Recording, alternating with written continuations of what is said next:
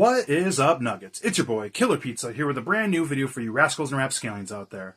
First of all, I want to say happy October 1st. We are officially in the spooky season, the month of Halloween, the one month of the year where all the casual and normal people out there in the world like to watch horror movies as well. And as you guys might know, this year is pretty cool because Friday the 13th falls in October. And you know, with my channel over all the years, I've always tried to do something on Friday the 13th that just makes sense. I always end up flubbing it up. But if you watch my last update video I made, I've decided to review every single Friday the 13th movie this October, which it's going to be a bit of a chore, but I'm going to go for it. I'm going to start with reviewing part 1 in this video, and every day following until the 12th, I will review them. And then on Friday the 13th, I will give my ranking of the entire franchise. Now, I'm going to be using the Scream Factory Friday the 13th box set. I know a lot of people love the Halloween one. It's the original badass box set, but I think this is the best thing they've ever released. It's absolutely beautiful. You can still get this on their website or Amazon, or I'm sure you could even find it for even cheaper, used on Amazon or eBay. I suggest picking this up. Tons of special features, a badass box set, and I've never actually revisited this entire thing, except when I first bought it, I watched them straight through. And, you know, every Friday the 13th, every once in a while, I'll pick up one of these and watch them randomly, more of my favorites. But anyways, we are going to start off with a review of Friday the 13th, Part 1, the original from 1980. Now, this is a movie that gets a lot of criticism, I would say. Some people love it. Some people say it's one of the weaker in the franchise. But regardless, it's one of the most important, you know, the original and whatnot. But anyways, we'll get right into the plot. Not much of a plot, kind of a movie about nothing in a lot of ways. So we meet up with a young girl in the beginning who stops in a small little town, kind of hitchhiking, trying to find a ride out to Camp Crystal Lake. And all the locals out there, including Crazy Ralph, who's a great character, are telling her, you don't want to go up there, Camp Blood or whatnot. She ends up getting a ride up there. And we get more background story from the truck driver that's getting a ride, saying that a young kid named Jason drowned up there years and years ago, I believe 20 years ago before this film. And they closed it down because of that, and they're just now reopening it. So she's going to meet up with the rest of the camp counselors a couple days or weeks or whatever it is before all the kids show up. They're kind of getting the camp ready to go and whatnot. But that does not work out for her. She ends up getting picked up by a second car because the original truck driver, he wouldn't take her all the way there. And this is where we get our first kill. She gets her throat cut and everything, which is totally brutal. I hate seeing that in all horror movies. But anyways, we end up moving to the camp and meeting all the camp counselors and the leader of all the kids and everything. So this is our cast of kids. We got, you know, all types of people. You know, we got the responsible one, the horny one, you got all the stereotypes in all these old movies and whatnot. So a lot of this movie moving forward is a movie about nothing, like I said. Just these kids kind of hanging out, getting into trouble, having sex, all the things you would expect in these types of movies. But where it gets fun is it kind of becomes like a whodunit horror movie. A lot of people, I mean, I don't know who's not familiar with the Friday the 13th franchise, but the original movie does not have Jason in it, and he does not get the hockey mask until part 3. So this is kind of one of a kind in many ways for the Friday the 13th franchise with a whodunit, which can be fun. I'm not the biggest fan of mysteries, but that is one of the things that keeps this movie pretty suspenseful and whatnot. And because a lot of people, I'll say the criticism is this movie's pretty slow. It moves pretty slow until the third act, and even then we have our moments. So that's pretty much the plot. A lot of these movies are similar in that aspect, that we just have a lot of camp counselors meeting up, doing drugs, drinking beers, and fucking, and they get killed off one by one. But like I said, the difference in this one is the whodunit, which, though this has a slow kind of pace in it, I will say I do enjoy it. I won't lie, after rewatching, I did notice how slow it was, but with the soundtrack alone and the atmosphere, I just really like, 1980, a lot of people got to realize too, they filmed this in 79. Horror movies from the 70s were much different than the 80s. The quality will go up mid-80s, late 80s, obviously, but this is fun for what it is. The characters are enjoyable enough. Some of them are kind of forgettable, and others are likable. There's probably only a couple that are real likable, the lead, and Kevin Bacon's pretty good in this. But anyways, the highlight of this movie, I would have to say, is the kills, because we have Tom Savini working on this. This is only one of 2, I believe, he worked on. 1 in 4, correct me if I'm wrong. But yeah, lots of fun kills in here.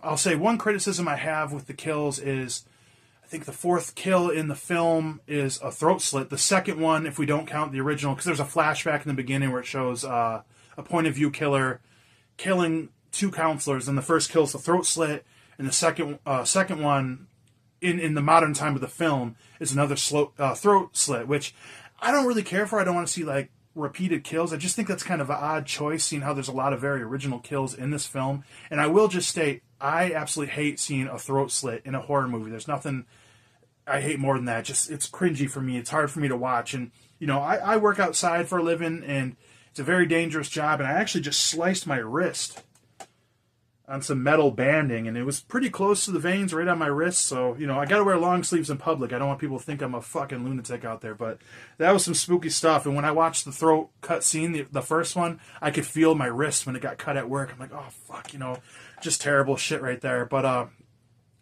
a lot of people talk about the kill with Kevin Bacon with the arrow going through the throat, which doesn't look as good on high definition. You know, I imagine it looked a lot better on VHS. I can't remember what it looked like back then when I first seen it, but that's a really badass kill. He gets he's underneath the bed, and he gets the arrow shoved straight up through the throat. That's obviously a highlight. But what I'll say I like more is when the girl gets the axe to the head.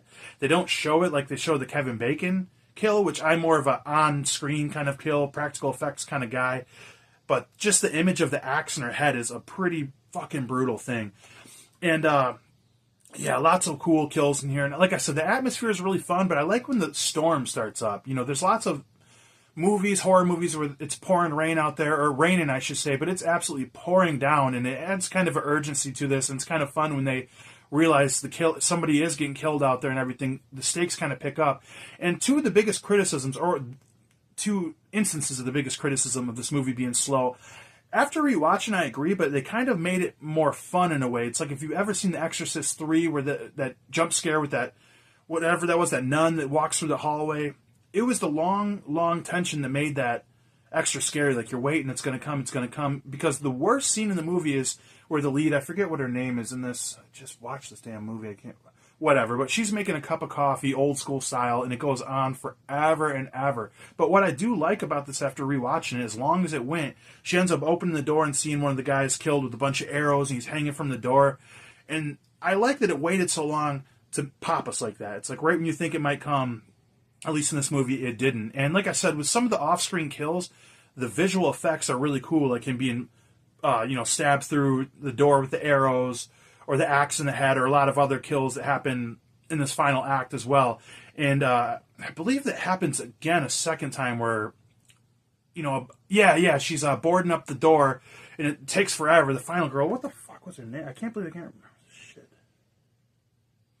It's going to really bug me. But yeah, she's boarding up the wall, the door, and everything, and then a body comes flying through the window. Always love that effect, like a killer actually just picks up the body and throws it directly through the window, especially when you find out who the killer is, which Mrs. Voorhees comes rolling up in a Jeep, which Easter egg you see in the beginning of the movie. So, she ends up being the killer. She takes the final girl, and that is going to fucking bug me. I can't believe I can't remember what the fucking final girl's name is. This.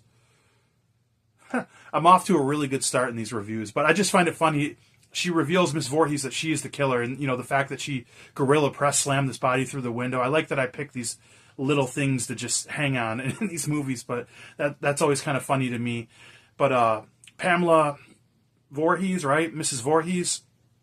Yeah, I don't know how much to feel about her as the final killer. I know she really didn't give a shit about this movie when she did it, or even to this day, she's warmed up to it, because at the end of the day, this is a cult classic.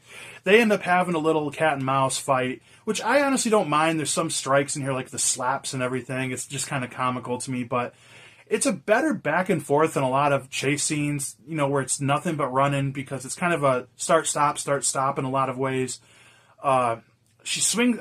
I love that she swings a machete at the final girl there, and she gets hit in the head with the frying pan, and then she just walks outside. I hate this in horror movies. It's kind of like the double tap rule in Zombieland, where like you just hit her with a frying pan after she tried to cut your head off with a machete, and then you walk all the way out to a canoe by the lake and just put your back to where she was at, and you don't know if there's more than one killer, and you're like, it's over. It's finally over. Like, I'd be malicious if I was in one of these scenarios, like a serial killer coming after me. Like, I'm going to make sure this person's dead, and if not, like, I would just run and run and run for help. Don't stop. Don't go through the damn woods. Don't hide. Don't run upstairs. All the tropes. But I digress.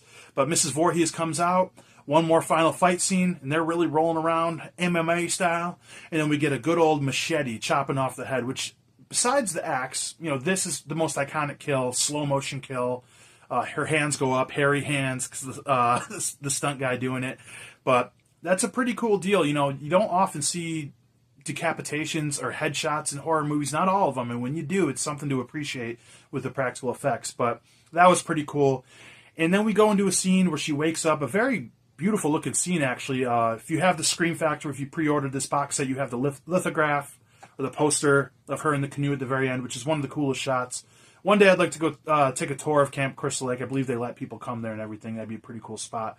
But then we get Jason, baby kid Jason, jumping out and pulling her under the canoe into the water, which is one of the most iconic scenes in any horror movies, which I think, due to all the criticisms that this might get, I think that sequence alone is kind of something that is, stuck in everybody's mind, especially if you've seen this when you were a younger kid. And that's kind of the introduction of Jason, where we see him 11 more times. So I think that alone kind of puts respect on the name of this movie. I mean, lots of things, and I would criticize, I don't like her waking up in the hospital and saying, was it just a dream?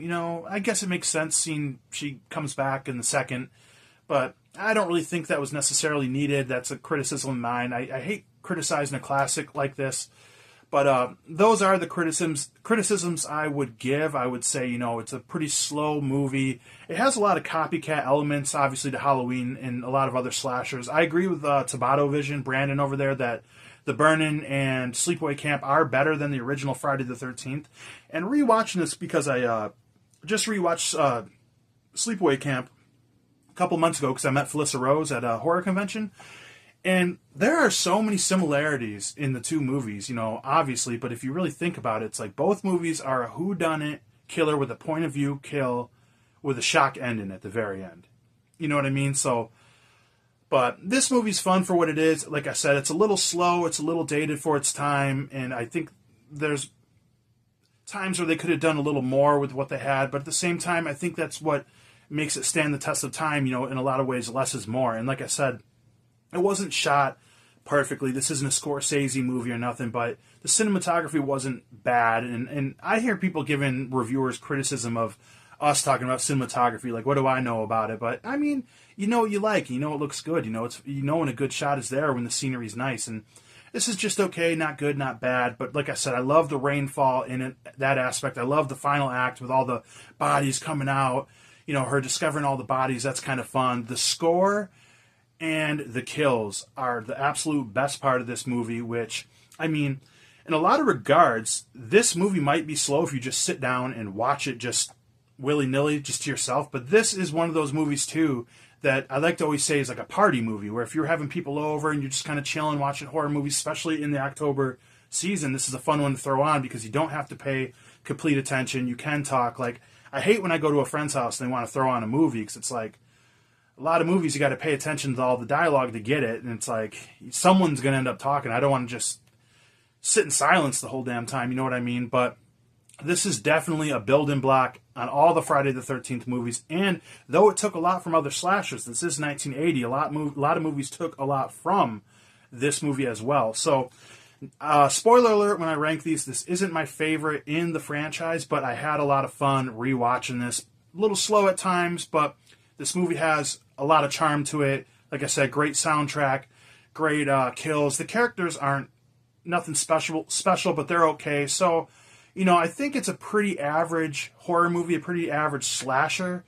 But the kills and the soundtrack really make it. I don't really care for Mrs. Voorhees to this day, but it is what it is. I'm still talking about it all these years after, and you guys are watching the video. So, with that being said, I do love this movie. I will say, before I get into all these reviews every day, I love every single Friday the 13th movie. There's maybe one or two I dislike, and I think you guys might know what I'm talking about, but at least for the first 8 Paramount, I think they are a masterpiece. When a lot of people talk about other horror franchises, they don't realize sometimes how inconsistent they are through them. Like, if you look at the Halloween franchise, it's like there's a lot of stinkers in there, and it's the same with a lot of others. You ever try watching the Leprechaun franchise again, you know? But anyways, Friday the 13th rules. I did love this movie, and I highly suggest checking it out. Feel free to join me reviewing these movies. Review whichever one you want, and feel free to tag me in it on Instagram, Killer Pizza Video, or tag me on YouTube. I'll check out any of your guys' reviews if you tag me, and I'd love to see them. But anyways, hopefully you guys enjoyed this video. I will see you tomorrow when we talk about Friday the 13th, Part 2.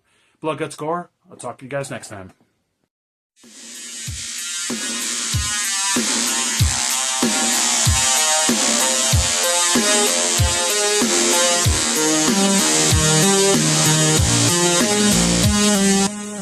What is up, Nuggets? It's your boy, Killer Pizza, here with a brand new video for you rascals and rapscallions out there.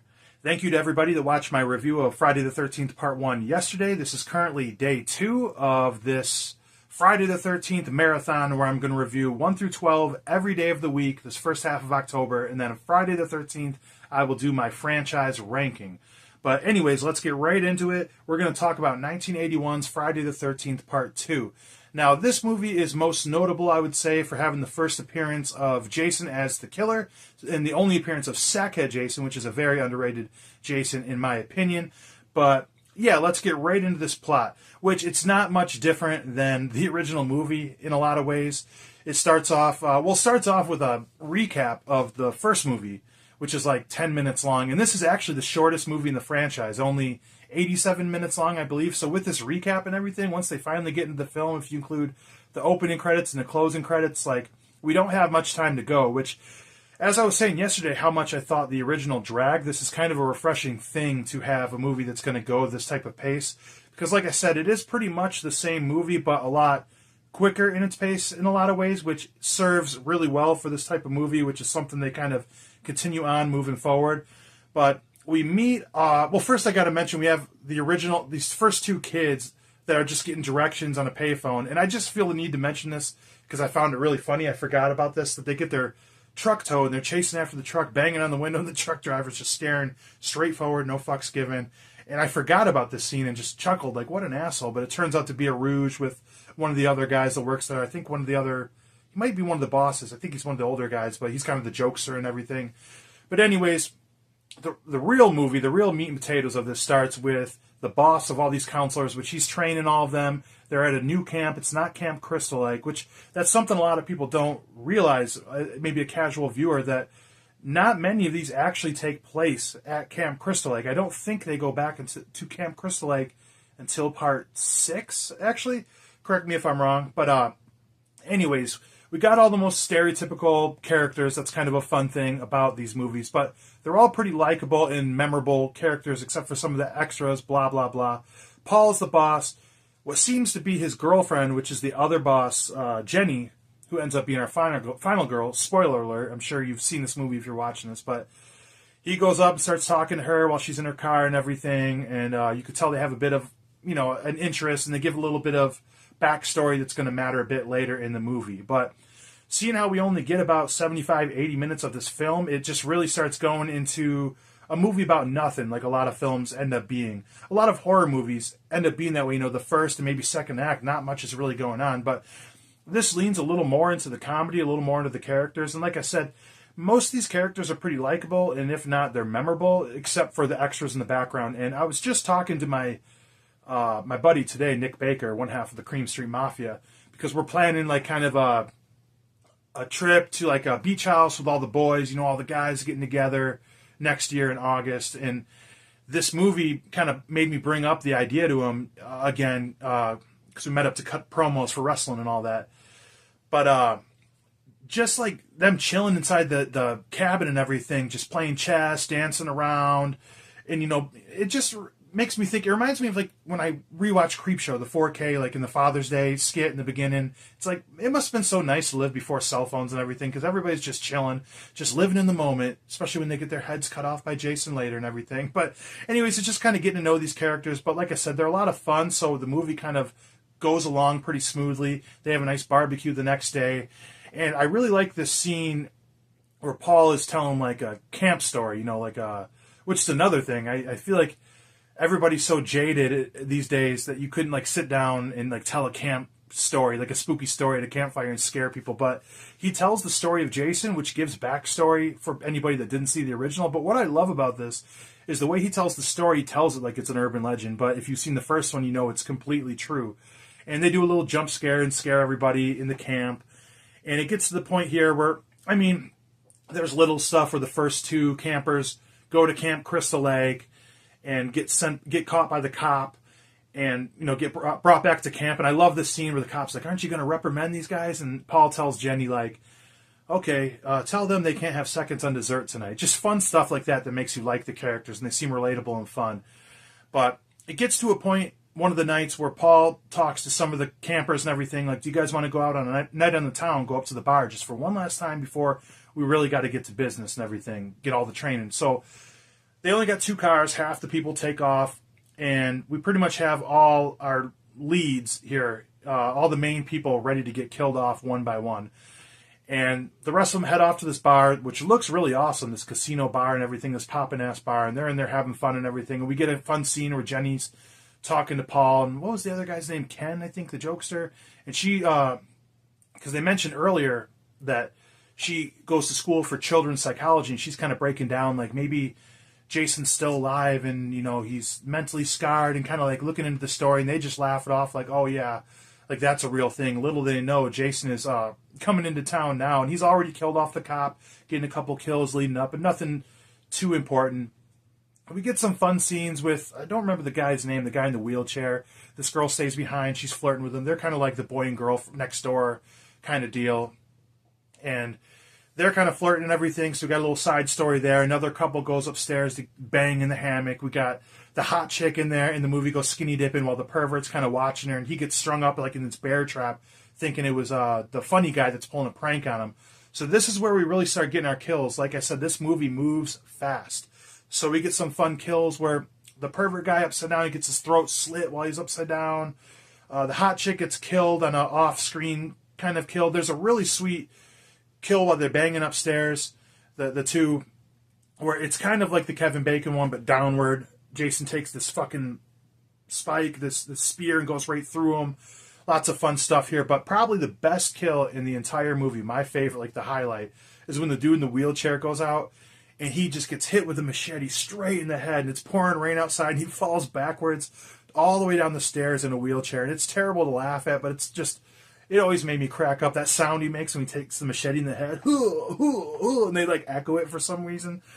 Just funny shit to me. And at this point, there goes my light, my damn tripod. We're professional over here. But anyways, Jason's kind of picking them off one by one, and this is maybe the first time we get a really good shot of Sackhead Jason, where the girl that was going to hook up with the dude in the wheelchair goes upstairs. She's looking around because, she's pretty much the last one left at this camp right now. And you think it's going to be the dead bodies under the sheet when she goes to pull them up. But it actually gave me a bit of a jump scare because I haven't seen this one in a couple of years. The way Jason sets up with that Sackhead, which is kind of looks like the dude from the town who dreaded sundown or whatever, the scarecrow guy, I think. But it's a very scary look. I think it's underrated in the franchise. And Jason's a little more lean in this one, too, so he's a lot quicker. He jumps up, gives her a basic stab, nothing too special. But what's kind of a freaky scene is when Paul and Jenny come back. I don't know what happened to the rest of the campers. I know the goofy guy is looking for an after party, so maybe they took off somewhere else. But they show up and go upstairs. Everyone's gone. There's blood all over the bed. And then when they go downstairs, they're kind of freaking out. And this is when Sackhead Jason hops out and attacks Paul. And it's like he got killed off right there. So Jenny takes off. And this is where we get our final girl chase right here, which is a standard in a lot of these slashers from the 80s. But this is a really good one because Jenny is one of the best final girls in the entire franchise, in my opinion. And it's just a cat and mouse game, running, lots of fun shit. And we get the basic, the fun, find all the dead bodies, which I always found funny in these horror movies back in the day. Like the killer's just going to string up all these bodies all over the place. And bear with me if I'm repeating some stuff from yesterday's review. There's a lot of similarities, obviously, but Jason gives her one hell of a run. And I literally run. I think a lot of people who are casual fans of Friday the 13th kind of think of more the brooding, maybe zombie Jason. You know, he seems to teleport at times, but he's moving nice and slow, walking, never running. But this Jason right here is sprinting full speed after him, and just lots of cool shit of him taking him down, you know, hitting him with the car door, you know, just, I like it like that. The tension, you know, this is where they did it a lot better than the first one, obviously. It's like, they're all over this place, and every time you think he's got her or she's hidden enough, he pops up. And this actually gave me 2 jump scares that scared the shit out of me. Like, the predictable one when he busts through the window when she's in the bathroom, that one scares the shit out of me. And what's the other one I was thinking? It must have been the one with the sheet. I swear there was a third one then that kind of scared me. But either way, it's effective in this movie. Like, I knew it was coming, and I still jumped. And this is where we get the only shot of where Jason lives, too, where we've seen it earlier. But Jenny runs into Jason's shack. He chases after it. She finds, like, the iconic shrine of Mrs. Voorhees' head laying on the table. And as Jason comes in, this is where her child psychology comes into play. She puts the sweater on and tries to look like Jason's mom and tell him, Jason, put down the weapon, it's all over. But he kind of sees he believes it for a second, sees the severed head, and then has to go right back after it. And another Easter egg I meant to point out earlier too was same scene when Paul mentions her psychology major or whatever, her car is having trouble starting. So when Jason originally started chasing her, she can't get her car going. Just little details like that I really enjoyed. And Jason takes this gnarly machete straight through the shoulder, and they unmask him and kind of get a look at him. And Paul came back at this point, and we get to the point where they make it back home, and you think someone's about to bust through the doors, and it ends up being the little dog that they thought they lost. And it adds like this music that doesn't really fit, like this weird comfort sounding music, which you know a jump scare is coming. And reminiscent of the original, Jason comes diving through the window again. And this is the one time we get this look of Jason with the long hair and beard, and he just rips her through the window, which one of my favorite scenes. It looks so badass. But something I do not like about this movie is the very ending. She kind of comes to, and I think they meant it to be like a dream sequence where she's leaving on the stretcher. Just cuts to that, like, where's Paul? Where's Paul? And it's like, well, what did Jason do to Jenny? And is Paul alive? And, you know, is the dog alive? You know what I'm saying? It's like, that's the shit I question with this. And it's like, I get what they were going for, and it's kind of similar to part 1. I think it was a little more effective in part 1 because it's easier to imagine that you could daydream that or have a nightmare of getting pulled into the water compared to everything that happened at the end of part 2. But that's probably one of my only gripes. Maybe this movie just hits a little better after watching how slow part 1 was. But if you guys are going to watch all of my reviews of these movies one by one, you're going to get pretty much a spoiler of my rankings because I already have them in my head, and I'm kind of low-key hoping they might change a little bit just for something a little more interesting. But I'll say it right now, this is one of my favorites in the entire franchise. I really don't have much bad to say about it. Honestly, one thing I could gripe about is like replaying what happened in the beginning, but a lot of horror movies do that. That's kind of like a Phantasm move right there. Or Friday the 13th, that was first. But yeah, I really like this movie. I think maybe some kills could have been better. I know they cut a lot out. I always like the soundtrack. I guess maybe, I don't know. I can't really think of too much I really dislike. Maybe it's just because of how fast it goes. It just hits you just like that. You know, I guess maybe the ending was a little flaky for me. But, you know, spoiler alert again, I pretty much love all of these Friday the 13th movies. It's going to be hard for me to nitpick some stuff I really don't like. I'm sure once I turn this camera off, I'll think of something I should have said. But this is pretty much an all-around fun movie, a classic slasher. And yeah, I love this one. But other than that, let me know in the comments what you guys think of this one right here. And hell, let me know what your favorite Friday the 13th movie is right off the bat. Let me know down there. And like I said, feel free to do your own rankings. I'm sure a lot of people have plans to do their own stuff online. If you got the set, you know, Instagram or whatever, take a picture, post on there with your rankings, tag me in it, Killer Pizza video, add me on there if you'd like.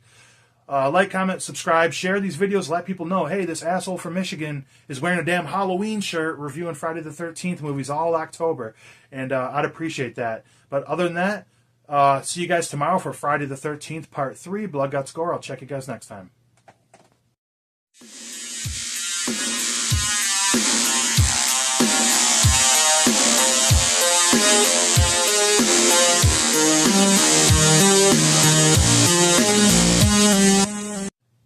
What is up, Nuggets? It's your boy, Killer Pizza, here with a brand new video for you rascals and rapscallions out there. It is day 3 of our Friday the 13th marathon, where I'm going to review a Friday the 13th movie every day of the week, leading up till Friday the 13th, where I will do a ranking of the entire franchise. But with that being said, let's hop right into it. We're going to talk about 1982's Friday the 13th Part 3. Now, this movie is most notably known for obviously being shot in 3D, and is also the one where Jason first gets his iconic hockey mask. But anyways, this movie starts off exactly how Part 2 did, giving a recap of the previous film.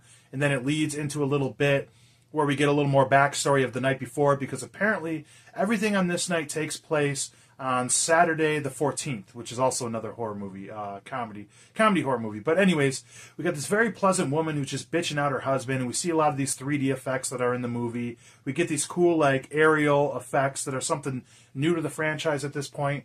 And she's watching the news, and it says 8 bodies were massacred. I wanted to include that because if my math is correct, that would mean Paul survived. So hopefully that's that mystery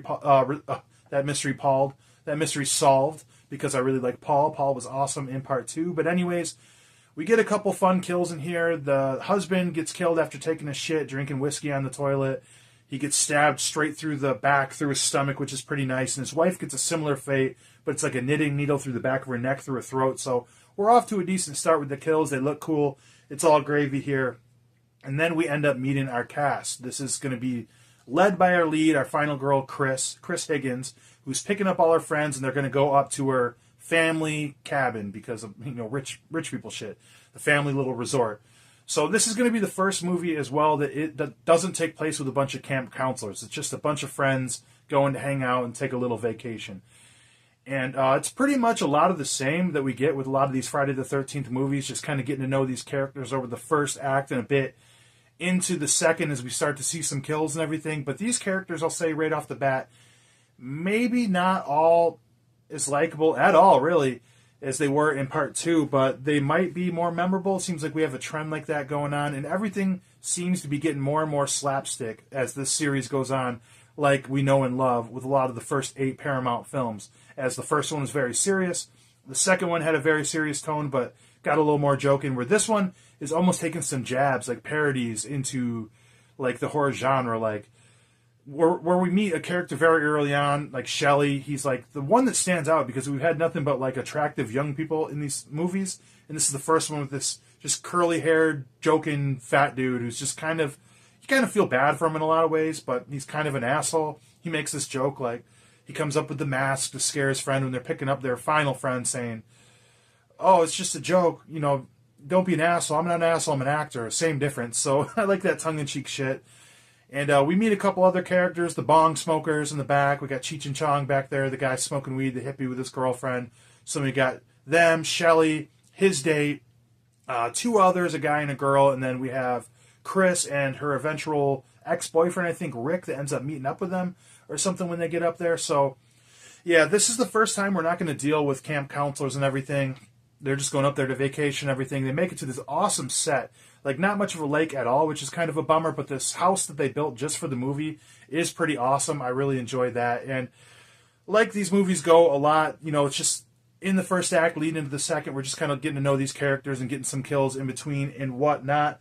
So this kind of just amps up Shelley being a prick is kind of the main part of, like, getting to know these characters, where he finds it funny to play these pranks, and everybody were like, he's like, got an axe in the head and plays dead. He lets out a blood-curdling scream, and, just lots of things where he's getting killed and stuff like that, which you'll find out Chris has, like, trauma from, like, almost getting killed in this area, which I don't know why you would go back up to this vacation home if you had history like that, but I'll get to that in a minute. But, yeah, Shelley is kind of a prick, man, but he's got the hots for this girl who doesn't really care for him. That's supposed to be her date. This is kind of a weird part of the movie that's so different than what we've seen so far. They go up to, get supplies at the store, and they run into this biker gang, 2 guys and a girl, where they're kind of giving them a hard time. They make it out of there, but Shelley backs up into the motorcycles by mistake, gets into a scuffle where the dude busts out his windshield, and he ends up showing like a moment of guts where he's just like, "Fuck this, I ain't putting up with it," and runs over the dude's motorcycle so they can't get followed and everything. I love that when they make it back, they borrowed the guy Rick's car, and he's like, he's like, what the hell happened? And they just, the two of them just brush it off like, shit went down. It's like, wouldn't you like, I like how I question the stupid shit in horror movies. Like, wouldn't you just question them right there? Like, wait a second, why the hell did you bust out my windows and everything like that? Or what the fuck happened, man? You're paying for that. But anyways, we move on with the story where we get like a flashback where Rick's kind of questioning Chris, like, what's wrong? You've been so distant from me. And she says like, oh, some time ago I was up here in this exact same location, which I decided to come back to, where I was arguing with my parents, and then some deformed man attacked me in the woods, and he dragged me around, and next thing I know, I blacked out, and I don't remember anything. And rewatching this, I'm thinking, wait a second, did Jason rape this girl? Because that's kind of what they were implying, and it kind of makes things add up. Like, if you remember the hot chick who died in part 2, they never showed her get killed, and when they show her body, like, with all these other corpses laying around the head of Mrs. Voorhees, she doesn't look like she's killed or anything, maybe knocked out. That's my weird theory. Was he about to rape that girl too, if that's what he did? If they're implying he was the best looking girl in the camp. So it's just kind of weird, like, to revisit these and think of, like, Jason as that, because a lot of people think of him, I do too, kind of similar to Leatherface, where they kind of don't, they're kind of like damaged goods, and they only kind of attack when their area, their property, their home is being invaded, unlike maybe Freddy or Michael Myers, who are just pure evil in that sense. So that's my thought. I don't really know what to make of that. It definitely was a weird foil to this movie, rewatching it.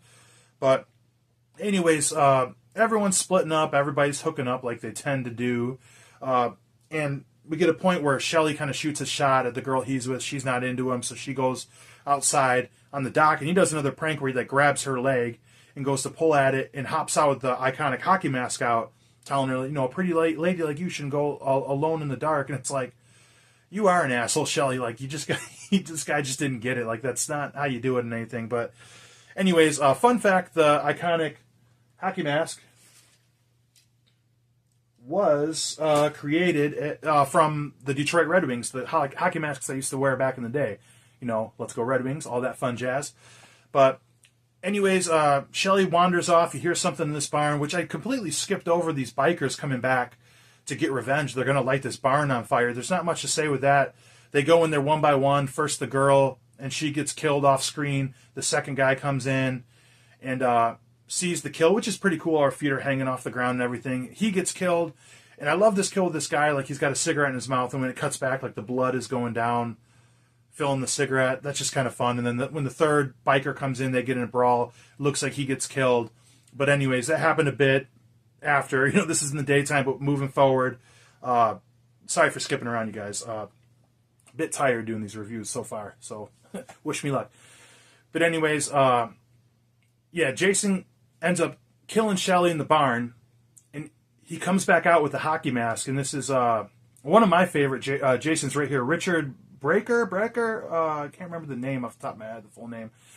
But this is a big-ass Jason, way bigger and stockier compared to Sackhead Jason. And the girl sees him coming out, and another 3D effect. Kind of corny. He takes, like, the spear gun, like, shoots it straight at her through her eye. The prosthetics looked really cool, the way she went down and everything. But kind of a weird kill for me. He kind of just walks off, and then the killing continues here. He's taking everyone out one by one. I think these are some of the funnest kills. This is really where Jason, you know, it kind of shows more and leans into like how Sackhead Jason was so different, because this is where we get the Jason that we have come to love, with, you know, very powerful kills and everything really original. The most original kills of the series, you know, not my favorite, but like throwing the hippie into the electrical box, but that's the first time we see that.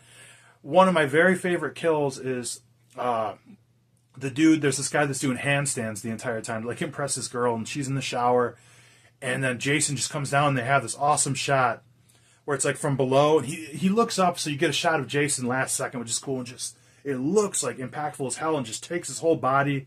You could tell nowadays that it's rubber, but it's brutal. The way he chops him from the crotch straight down from his chest. And then his girl ends up coming back into the room, grabs a Fangoria magazine, starts reading, blood's dripping down. And this is kind of a shot that, like, I forgot about so much until I rewatched it. When she looks up, his body's completely ripped in half, and you can see his organs and everything up top. That's fucking wild shit. She ends up getting killed, I believe, a knife straight through the bottom, through her chest or something. So that's 3 movies in a row where we get a callback, you know, where, you know, Kevin Bacon got the spear through the throat, Then the second one, the couple got the spear, threw them downward, and then this one we get a knife back up. So kind of cool to have the same thing 3 times in a row like that. So that's pretty much everybody gets smoked until the stoner's girlfriend, no pun intended, but that would be a good one. She gets killed off. And then we get our 2 coming back. The lead, Chris, and her boyfriend, Rick. They make it back to the house, and they know something's wrong. People have been getting killed and all that. I can't even remember off the top of my head if she discovered all the bodies or whatnot. I'm trying to think how she first sees Jason. Oh, yeah. They're looking through the house. Forgive me, guys. I watched this last night. It's like 9 o'clock when I'm recording this right now. But really cool kill. I love this where it's a cool shot too. She's calling out for her boyfriend, like in there's like the corner of the house, and all in one shot. She's right here and he's right around the corner, and Jason has got him. And this is the first time we see him this big and strong. He's picking him up by his head off the ground, and he smashes his head and his eyes bulge out. And that it's a little hokey, but that's just some brutal shit right there. And all the times we had bodies getting thrown through these windows and stuff, this is the one time I believe that Jason could gorilla press slam a motherfucker and just throw him straight through this window. And this is such a cool shot when Chris looks back and we see Jason with the mask just walking in, and he comes after her right now, and we get the classic cat and mouse chase. But this is one of my favorites right here. I mean, let alone between Jenny and Chris, those are probably my 2 favorite final girls. I might pull for Jenny a little more, but I absolutely adore Chris. Ever since I watched this as a kid, I just thought she was so good looking and everything. You know, hey, I'm a guy. Don't blame me for that shit, you know. And she gets in this chase, and I love her acting where Jenny was a little more intense with it, you know. But the facial expressions I really like on Chris during this cat and mouse. And this is a lot of fun because it's like, it amps up the ante from the chase scene in the second one, or the first for that matter, where around every corner she's kind of countering him. She runs up the stairs. He's coming after her, dumps the bookcase on him. She goes and runs, starts discovering some dead bodies of her friends. She hides in the closet. And I love the scene where she pulls the knife out of her friend to defend herself. Because that's like realistic. Like, who would want to do that? Like, the sound of it pulling out. She's like, fuck, you know. Jason comes in, cool effect where he busts down the door. She puts the knife straight through his hand. It looks brutal. She comes out, and I love this scene where he's kind of backing up, reminiscent of the chainsaw. And she's swinging the knife, boom, boom. And I love, excuse me, the shot of Chris's face, the look on her face as she's going for him. She gives him a shot in the thigh, so he's taking a blade in the hand, a blade in the thigh, but this isn't stopping Super Jason here. He's keep coming after her. They go outside. I love that she hides behind the door. He comes out, hits him with a big-ass log, takes off. Like I said, it's just realistically, you know, because you know, a lot of you guys know I'm an indie wrestler, I'm a pro wrestler, and it's like sometimes if a small guy's got to wrestle a big guy, there's ways to kind of chop the tree down in a way. So I can find realism that the small girl is taking down this giant Jason Voorhees because, you know, hit him in the back with a giant fucking log, stab him in the hand, the thigh, I don't care how big you are, that's going to work. Or shoving a bookcase on you. She makes it to the van, tries to escape, he's after her some more. He's just nonstop right here until they make it to this barn. And, the same barn we've been dealing with this whole time. She's running from him. One of the bikers turns out he's not, or this ain't then. They make it up to the top, and like she covers the hole with a bale of hay. He fights through. She's hiding around the corner with a shovel. She waits for a chance. Boom, hits him with it. Just I can't get enough of this final chase and everything till the point she fucking wraps his head around a noose of like the thing you would use to bale the hay up to the attic. Hangs his ass down. Goes back downstairs. She's shook as hell. Opens up the door. We get this iconic look of Jason just hanging there. And I love that shot. And he rips himself off and lifts the mask up and shows it's the face of the same guy that attacked her, which I don't know how she wouldn't recognize that. He's wearing the same exact outfit that he was in the flashback and the same exact size. Who's that big with the bald head and shit? But she's terrified. One of the bikers pops up that he thought was dead. One of the most underrated parts in this movie, Jason just hacks his arm off with a machete. Fucking vicious, then ground and pounds him with the machete. They don't show it, but sometimes what you don't see is more violent. And yeah, she comes back with the axe, takes him right in the head, and to show the mask again, that is where we get the iconic cut in the mask that he keeps for the rest of the franchise, and he's down and out for the count. She goes out on a canoe, goes to take off, laying it, you know, just exhausted or whatever, in a very crappy looking man-made lake compared to the last two. This is kind of a shot similar to the first one. And she looks up and sees Jason, which this is like a horrifying scene, but it's also very like funny to me. She looks up and he's bleeding from the head and he's got his mask completely off and he looks crazy with the mask on. He's just looking, but he's got like almost a big smile on his face. And once again, I'll say this is something people that might have watched the later ones don't remember how crazy Jason was in these earlier ones where he comes out a dead sprint straight towards the boat. That is terrifying. And we get a shot of Mrs. Voorhees' dead body decomposed, jumping up and pulling her under the water. Reminiscence of the first movie when Jason did it. Same when Jason burst through the window in the second. So we have the ongoing thread of that kind of shock ending. And it's kind of a cop-out because it's kind of the same thing of maybe it was a dream. But I like this ending a little more than part 2, the way it went down. I just thought Mrs. Voorhees coming out of the water looked really cool. And my favorite part about this final deal with her, I mean, she's not getting stretchered out like in part 2, but she does such a good job of acting because they're saying it was just a dream and they're walking her out with the cops to put her in the cop car to take her to the hospital, I would assume. And Chris's acting, she just looks shooken up and like insane. I look back at like Sally from Texas Chainsaw Massacre with that like losing your mind laughter. It's like that might be how it would fucking be. Like you how would you ever recover from something like this? So I liked her acting right there. It was a lot of fun. Like I said, maybe my final girl. It's between Jenny and Chris, but I absolutely loved this movie. It was so much fun. Maybe not as fun with the characters as it was in part 2, but the kills were a lot more creative, I would say, arguably, and we get the Jason we've come to love here, and the final chase is absolutely amazing in this movie. Not much I don't like about this one. I would say since it was shot in 3D, it is a little blurry. It looks like on the Blu-ray, and it does kind of hurt your eyes a little bit at some points, and I do think like the biker scene was like a little weird to add in, but it's fun. It's a little different. You know, I don't think it was needed, but pick up the body count, I guess. And I don't really like the set where they're not at an actual lake or on the East Coast. They shot this in California, but the house, the Higgins house that they shot this in, is absolutely amazing. So I can't really complain here. And honestly, that final chase is one of my favorites in any horror movie. So that just gives it extra brownie points at the end of the day. But yeah, this one was a lot of fun. I loved it. So yeah, hopefully you guys like this too. Like I said, leave a comment down below what your favorite Friday the 13th movie is. Tag me on Instagram, Killer Pizza Video. Like, comment, subscribe, share, all that fun stuff. Other than that, I will see you guys tomorrow for Friday the 13th Part 4, the final chapter. Other than that, Blood Guts Gore. Check you guys next time.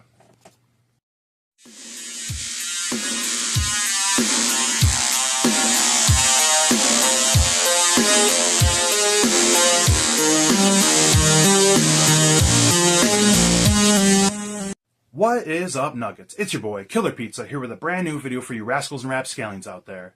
It is day 4 of our Friday the 13th marathon, where I review all 12 movies 12 days in a row, ending with me doing a franchise ranking on Friday the 13th. But with that being said, let's hop right into it. Today we're going to talk about 1984's Friday the 13th Part 4, the final chapter. Yes, the final chapter. This was originally made to be the final movie out of all of them, which is funny because there's 8 more after this. Many franchises don't get 8 movies alone, let alone 8 more. But anyways, this movie is mostly known for being the first out of the Tommy Jarvis trilogy, if you will, where we kind of follow his story through part 4, 5, and 6. And of course, for having the return of Tom Savini and his sweet, sweet practical effects. His first time back since part 1. But anyways, this movie picks up exactly the same way all the other ones have so far, with recap of the ones before. But this is pretty cool because it isn't just footage of the ending of the movie before. This is kind of a montage with footage from all of the movies before, 1 through 3, kind of strung together, being narrated by Paul when he's telling the story in part 2 at the campfire, which I thought was pretty cool, a little different. And then we hop into pretty much where part 3 ended, where we have a bunch of ambulances, cops, helicopters in the air and everything. They're at the Higgins house in the barn, grabbing Jason, who still has an axe in his head. And right off the bat, they have all these crane shots and everything. The production value has gone way up, and the scenery of this looks amazing. A big lightning storm and everything. The score has changed a little bit in here, which is much better in this film. I know horns were added to the score and everything. Just sounds really cool. Seems more epic, more big right off the bat. And I really like that. You know, they take Jason straight to the morgue, into the hospital or whatever, and we get this funny little character, this guy. He's like, you know, he's eating a breakfast sandwich and just sets it on the corpse while he signs the paperwork. And he's just kind of a weirdo. And he gets with this nurse. They go in the back room, and why anybody would want to hook up in the back of like a morgue is beyond me. But she turns on the TV to the news report. We get a little more information. I love that they always give a little backstory beyond like the montage in the beginning. Friday the 13th actually holds on to the continuity really good to an extent, a lot more than other classic franchises. Like if you ever watched the Texas Chainsaw Massacre or Halloween like series as a whole, those are all over the place and don't really make much of sense. But for the most part, Friday the 13th always follows it. But anyways, Jason kind of comes back to life here. They thought he was dead, and it's like, I know later on Jason becomes zombie Jason. This isn't actually it yet, but I question, like, is he undead here? Because we will see throughout this film that Jason is a little more powerful than before, where these first two kills, like, he sneaks up on the medical guy, the morgue guy, and he takes his neck and just snaps it all the way right around. Tom Savini effects, but like, that's not possible. It's cool, but not possible, but I loved it. And then he takes up the nurse. I don't remember how he killed her. Scalpel through the chest all the way up. It was pretty brutal shit. But anyways, right after that, we kind of meet our main characters. We have a mom and her son, a younger son, and his older sister. These are our main characters, and they live pretty much in the middle of nowhere. There's tons of houses apparently around Camp Crystal Lake, and they live around nothing. And you could tell this is kind of a sheltered family, a nice family, innocent family. We got the mom and daughter who are kind of like buddy-buddy, like a lot of mom and daughters are, and the younger son, played by Corey Feldman, is this little nerdy 12-year-old who makes all these horror movie masks, and he's into all that type of stuff. And I'll say right off the bat, if a little kid is making masks that good, you need to get out of the boonies, and you need to go somewhere where he can, work on his craft a little more, because there's a lot of money in that type of shit, a lot of talent. But anyways, we meet our other characters, who are probably the most forgettable characters of the entire franchise, at least compared to part one so far.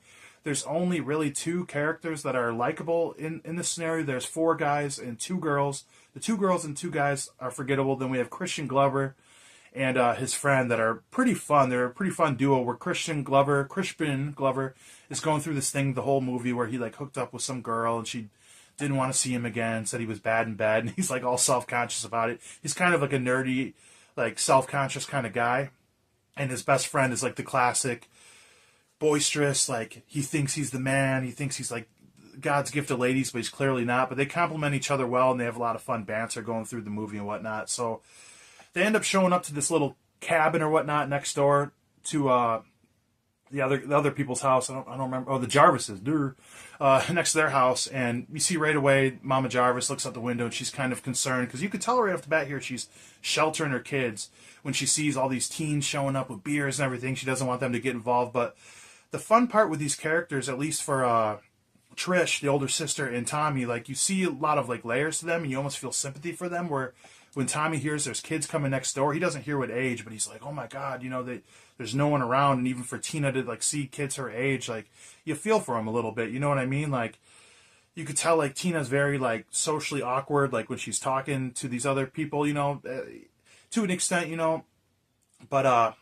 anyways, we just carry on here the same as we normally do, getting a little more backstory in these characters, the teens just fucking around. This is like the most sex-heavy movie so far out of all the Friday the 13th.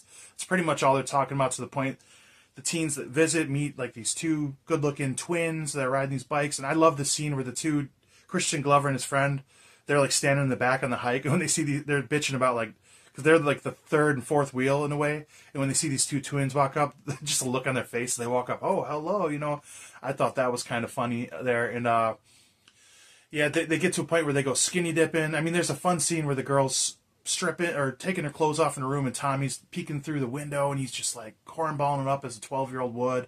And we get another scene like that where they all go skinny dipping, all the teens, like I said, the most TNA. And they come up to the lake, Trish and Tommy runs up, and he sees like some girl skinny dipping and just loses his mind. Trish takes him back in the car to kind of, guard him from seeing that type of shit at that age, where they stumble upon this hitchhiker and pick him up. Or no, not a hitchhiker, their car breaks down, he comes walking by and he fixed the car. Good looking guy, I think his name was Rob or whatever. And this is where you kind of see like the social awkwardness in Trish, where you almost feel bad for her. Like you could tell she really likes the guy, and she doesn't really know how to talk to him, because they clearly don't really talk to many people. And it's a pretty charming little duo I wish they could have went further with it with Trish and Rob. They were pretty likable together, you know. But you know, this ain't a rom-com here. This is Friday the fucking 13th. We're talking about, you know. So we all know what's going to happen here. But anyways, they bring Rob back to the house, which, you know, Tommy goes up, shows him all his masks and everything. The mom's kind of bugged out. Who's this stranger you're bringing into the house? He takes off to go camping and everything. He asked a couple questions that were like red herrings, red flags in the car. Like, are there any teens camping up here? He says he's out hunting a bear, which, you know, you could have said something else. That's kind of ridiculous. But anyways, we get back to all the partying with these kids and whatnot. And Jason comes to town at this point, where he starts killing off these kids. Forgive me if I'm forgetting something. I watched this last night, and I'm reviewing this today before I go into work. I work second shift, as everyone knows. I repeat all the time. Let me think. So what happens after this? Yeah, they get back to the house. Yep, this is where Crispin Glover does his trademark dance moves inside the house, which if you've seen it, you know what I'm talking about. It's classic. We pretty much, like I said, the most sex-driven movie in the franchise so far. That's pretty much all this movie is. Like these twins kind of bouncing between guy and guy, trying to pick up this guy, Paul's girlfriend, which I don't like that he was named Paul, because I like Paul from part 2, as noted in this review series here. But everybody links up with someone, leaving the one, you know, other dorky guy alone. Crispin Glover goes upstairs with one of the twins and whatnot. So here's where we really start racking up these kills, starting to get some good kills and whatnot. We get the Paul's girlfriend, who got kind of blown off by him, goes skinny dipping once again, and when she's in this raft, she gets stabbed up through the bottom, like we see in a lot of these Friday the 13th movies. And, you know, right off the bat, we got to be thankful for Tom Savini to be back in here. You know, these effects are one of a kind done by him. They're great. They're the best. He is the best. Even though he was kind of a dick when I met him, but that's besides the point.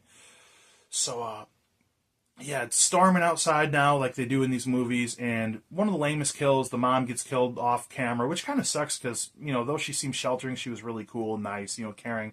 And then when Trish and Tommy get back there, looking for the mom, it's not like her to be gone this far, like during a storm, during her jog. She went off for a jog, apparently. So Trish goes looking for him, where she finds Rob in his tent. He swings down with a machete. What are you trying to do? Kill me? He thinks it's Jason in there or something, because Jason already came by and broke his shotgun earlier.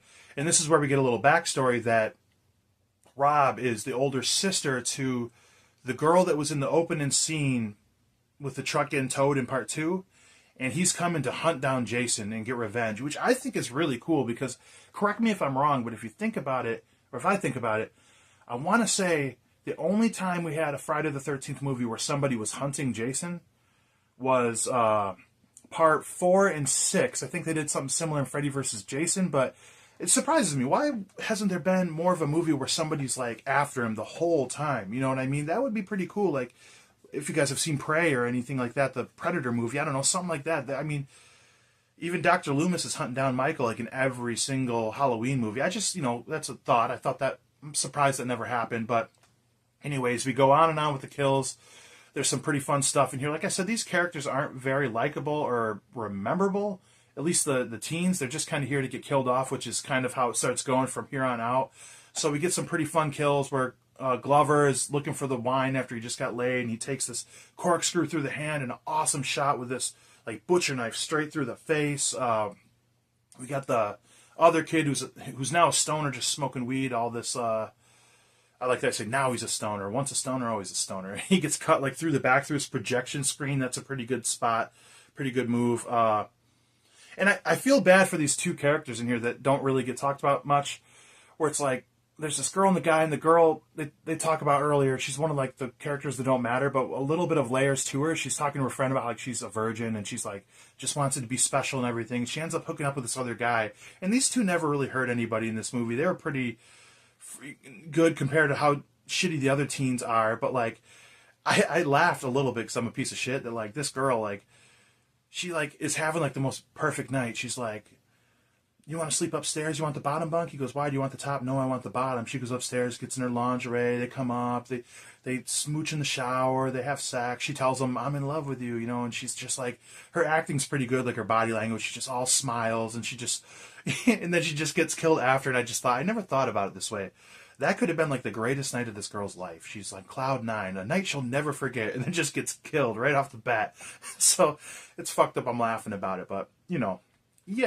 But we get one of my very favorite kills in the franchise, actually, where Jason just like bursts through the window upstairs and takes one of the twins and gorilla press slams her out the window, down in slow motion on top of the station wagon. The station wagon explodes. I just thought Jim Ross in my head during Hell in the Cell when Mankind got thrown off, like, she must be broken in half. But that was awesome. That was some gnarly shit right there. That's a thing to note in this movie. The kills are pretty brutal. There's some off-camera shit. You know, there's been a lot of good kills in this whole series so far, but I think what puts this one over the top of the kills, and in general, is there is a lot more stunt work in here. A lot of people jumping off roofs and just like diving through windows more than normal.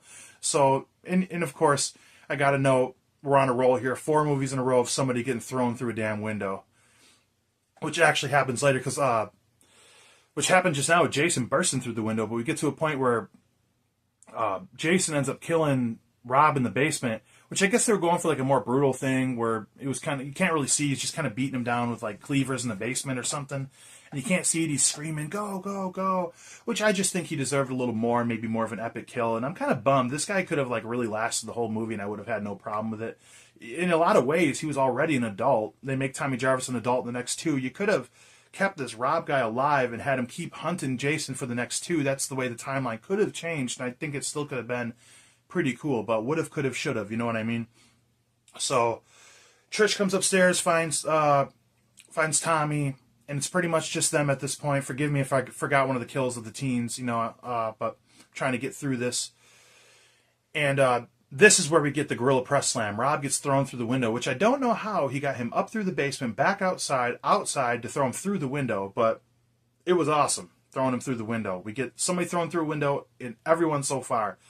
He jumps through the window again, grabs Tommy Jarvis. Like, apparently Corey Feldman didn't know he was going to dive through this window and grab him, so he's like legitimately terrified. And though he could have just went through any of the windows he's already busted through, Jason, after he lets go of Corey Feldman, Tommy Jarvis, really cool iconic shot when he bursts through the doors. Ted White plays Jason in here, and he's awesome. Big, strong, but fast. And he just plays it really good. Might be one of my favorite Jasons. That would be a fun video to make in the long run, too, ranking my Jasons. That could be fun.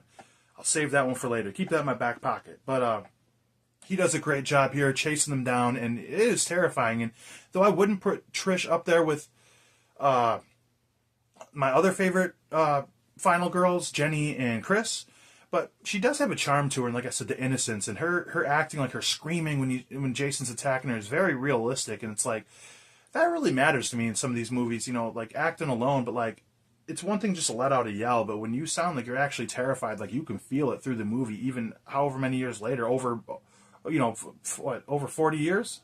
Almost 40 years, 40 years next year.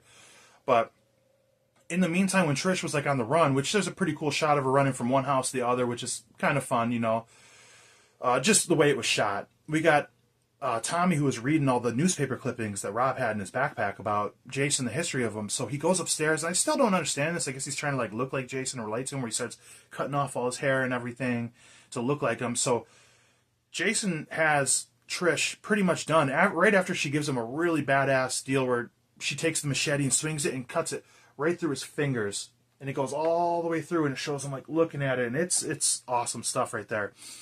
But Tommy runs down the stairs, and he's looks crazy with his head all cut up and everything. And he goes, you know, Jason. I don't know what he was trying to do. Like, I'm you. You know, it's kind of similar to like part 2, like psychological stuff when Jenny act like his mom. Kind of just shows maybe Jason isn't all there. You know, he's just a killing machine, really. But this gives enough time for Trish to fight back, fight until Tommy takes the machete. I think it was Tommy. Correct me if I'm wrong. Might have been Trish or Tommy. I honestly don't remember, and I just watched this. But the machete goes straight through the head, and after his mask gets knocked off, I think it might have been Trish. It's going to bug me now. But either way, machete through the head. They show his face again, which Jason's technically been unmasked every single movie so far. But he falls down, and the machete kind of slides up through his face as he goes down. They got the animatronics in the face going. It's awesome. It's gnarly. I loved it. And that's pretty much the end of Jason. You know, they hug, Trish and Tommy. They see Jason's finger starting to move a little bit. And then Tommy picks up the machete. Die. Slow motion, just macheting the fuck out of him. And I love that Trish is like, Tommy. But Tommy Jarvis did what I've been bitching about this entire franchise. end the guy, man. It's like, take his head off, man. It's like, if you see him killing all these people, like, I would, it's hard to say now because it's very morbid to say you would, like, I'd cut this guy up. But, like, if you just seen him killing all your friends and your family and he's trying to murder you and all this vicious shit, it's like, you guys got a shotgun in the house or something? Take this guy out and finish him. Because that is, like, this would be a worse nightmare. Like, I can only imagine how scary these actually were, like, in the 80s in the theaters. But anyways, that's the movie. We go to her in the hospital where she's in the bed, Trish, and Tommy comes in to give a hug, and then we do like a Michael Jackson Thriller look where like Tommy gives the look with the freeze frame, like, oh, it could be him, he could be the next Jason, which we'll see, I guess, in part 5 if he becomes the next Jason. I know what happens, but in case nobody's seen this, I would imagine you guys have seen these movies if you're watching the reviews, because I'm giving all the spoilers away. But anyways, this movie is a lot of fun. The first one, like I said, the Tommy Jarvis kind of trilogy. This is known as one of the best, and I absolutely love this film. Yeah, there's not much bad to say about it. Like, I guess I just don't really care for the characters too much. Like, all the teenagers, they're kind of lame. And I know it doesn't matter as much to have that many likable characters, but I think, like, the more you invest in a character and the more you like them, the more you root for them, and the more you'll feel it when they get taken out or survive. Like, I'm still talking about Paul from part 2, for damn sake, but that might be one of my only critiques. I wish we could have... No, this is fine. I mean, like I said, the soundtrack is... I was going to say I wish we could have had more of the lake, but, we had the skinny dip in and all that, so it's fine. Yeah, there's not really much I don't like in this film. I mean, I just wish maybe Rob could have survived selfishly. I wish the mom could have had more justice in her kill. She was pretty cool. And, I didn't really care for the house they were partying in, the teens. It just was a little snug and tight, and honestly, I guess a lot of the partying with the teens, I didn't care for too much. There was nothing likable about any of it. Like, in the previous movies, it was kind of fun to kind of go on a ride with these people before the murders happen and everything. So, I mean, those are really my only critiques. I'm really digging, but other than that, like, there are a lot of characters in this movie I really like. But overall, what puts this movie over the top is Jason, like I said. Oh, and like one of the kills I forgot was like the dude takes the fishing rod or whatever, the spear gun in the chest, and he raises him up in the air. So that's why I kind of question, is this like really more of a supernatural Jason already? But I digress. But yeah, fun movie here. I mean, like I said, not much, not like, this is really where I feel Jason really becomes the one we all know and love. And we're cooking from here on out. The movies are fucking crazy from here. But yeah, I guess not much more I can say, Good score. I liked the characters that I did like. I liked the ones I didn't like were made up for with all the kills, all the gores, the practical effects. This movie rules. But other than that, tomorrow we're going to talk about Friday the 13th, Part 5, A New Beginning. So other than that, hopefully everybody's having a good one. Blood, Guts, Gore. I'll check you guys next time.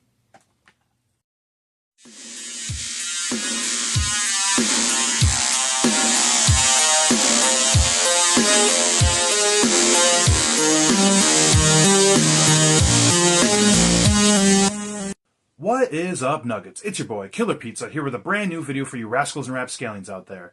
It is day 5 of our Friday the 13th marathon, where I review all 12 movies 12 days in a row, leading to Friday the 13th, where I'm going to do my Friday the 13th franchise ranking.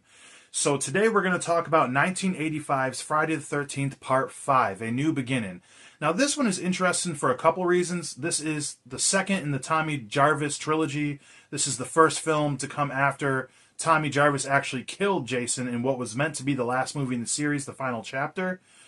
And also I find this one pretty interesting because this is the one Friday the 13th that I find that a lot of people will say this is either their very favorite or their very least favorite. So I find that pretty interesting. And this is my first time revisiting this one in a couple years. So pretty fun to go back and watch this one last night. Anyways, we'll hop right into the movie.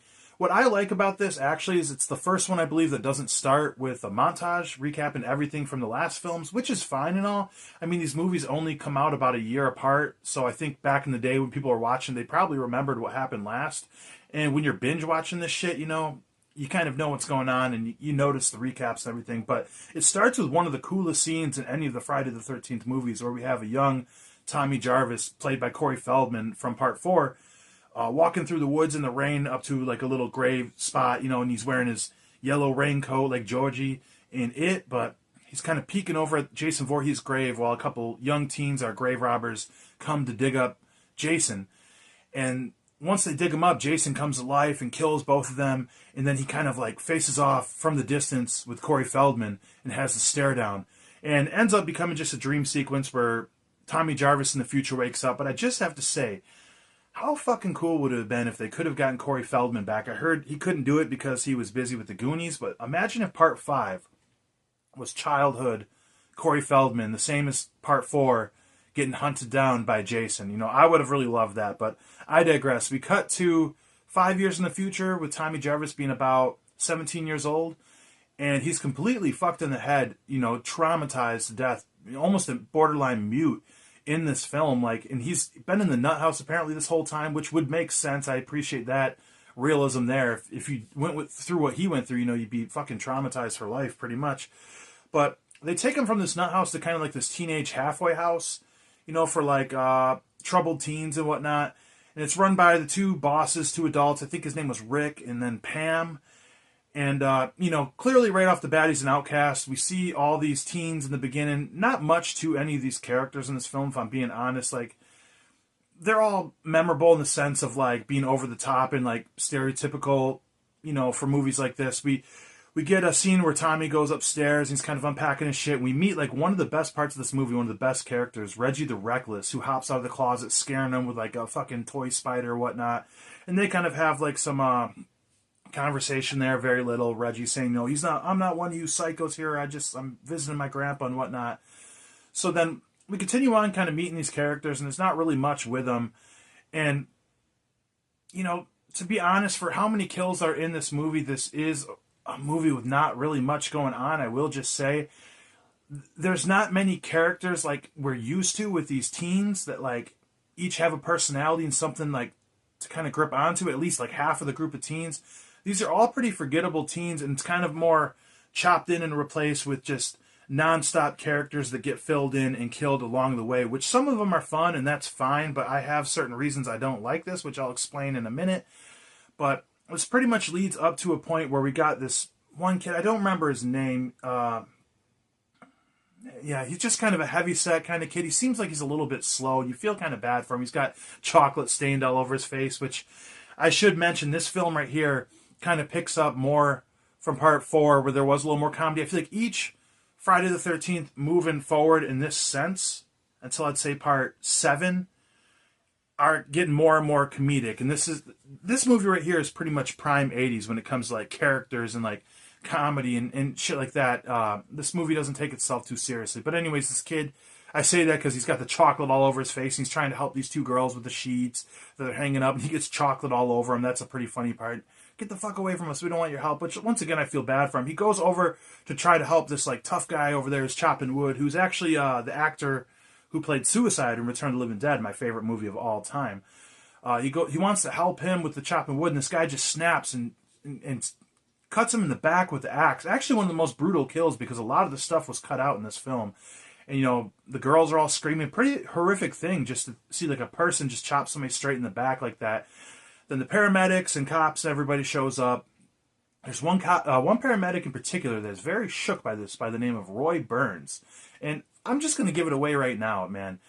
If you're watching this review, you've seen this movie. These aren't spoiler-free reviews. This turns into a whodunit kind of slasher, which is one of the redeeming qualities of this movie, because it's the first time we've had that since Part 1. And I'll just say, you know, Roy Burns, you know, he may or may well, I don't know why I'm keeping it a spoiler. Roy Burns is the fucking killer in this. He's taken the disguise of Jason Voorhees and everything. So this movie is a bunch of nothing, honestly. It just goes kill by kill. We get introduced to some characters, like we get these two greasers who are their car stalled out and they get killed out in the woods. We have what else we got?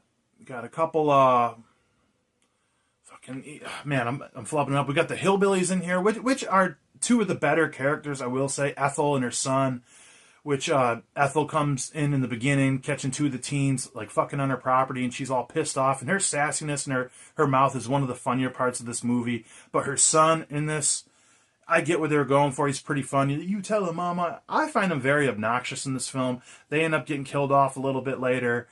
Him getting his head chopped off, because he ends up getting in a fight with Tommy Jarvis, because at one point Reggie the Reckless goes to visit his brother with Pam and Tommy getting out of the house and whatnot. And this is another highlight of the movie where the guy who played Spider from Return of the Living Dead, which is cool. We have two actors from Return of the Living Dead in this one. Reggie meets up with him, and that's one of the funnest parts of the movie, just their dialogue and conversation between the two of them. The damn enchiladas with, I'll call him Spider. I think it was, Miguel Nunez or whatever in the movie, when he's singing the song in the porta potty after the damn enchiladas with his girlfriend. And she gets killed off, her throat slit. He opens up the door, sees her out there. He's terrified by it and whatnot. And this is one of the scariest kills in the entire movie, where like Jason comes with like a big metal pipe and just starts stabbing it through the porta potty. Could you imagine that? Because you don't know where it's coming from. And he ends up taking the big spike or whatnot straight through the back, straight through the chest. It's some pretty gory and brutal shit, man. Like, honestly. And yeah, I don't know, man. There's just something about this movie. We meet a couple more characters with like this older guy who's like a professor or some shit, picking up a girl at a diner, and he's doing cocaine out in the car. Apparently the whole production staff was doing it the entire time of this movie. He gets killed and whatnot. We're pretty much leading towards the final act. I hate to say, flying through this, I knew I would go long and go short on some of these movies. It's like there's not really much to say about this one.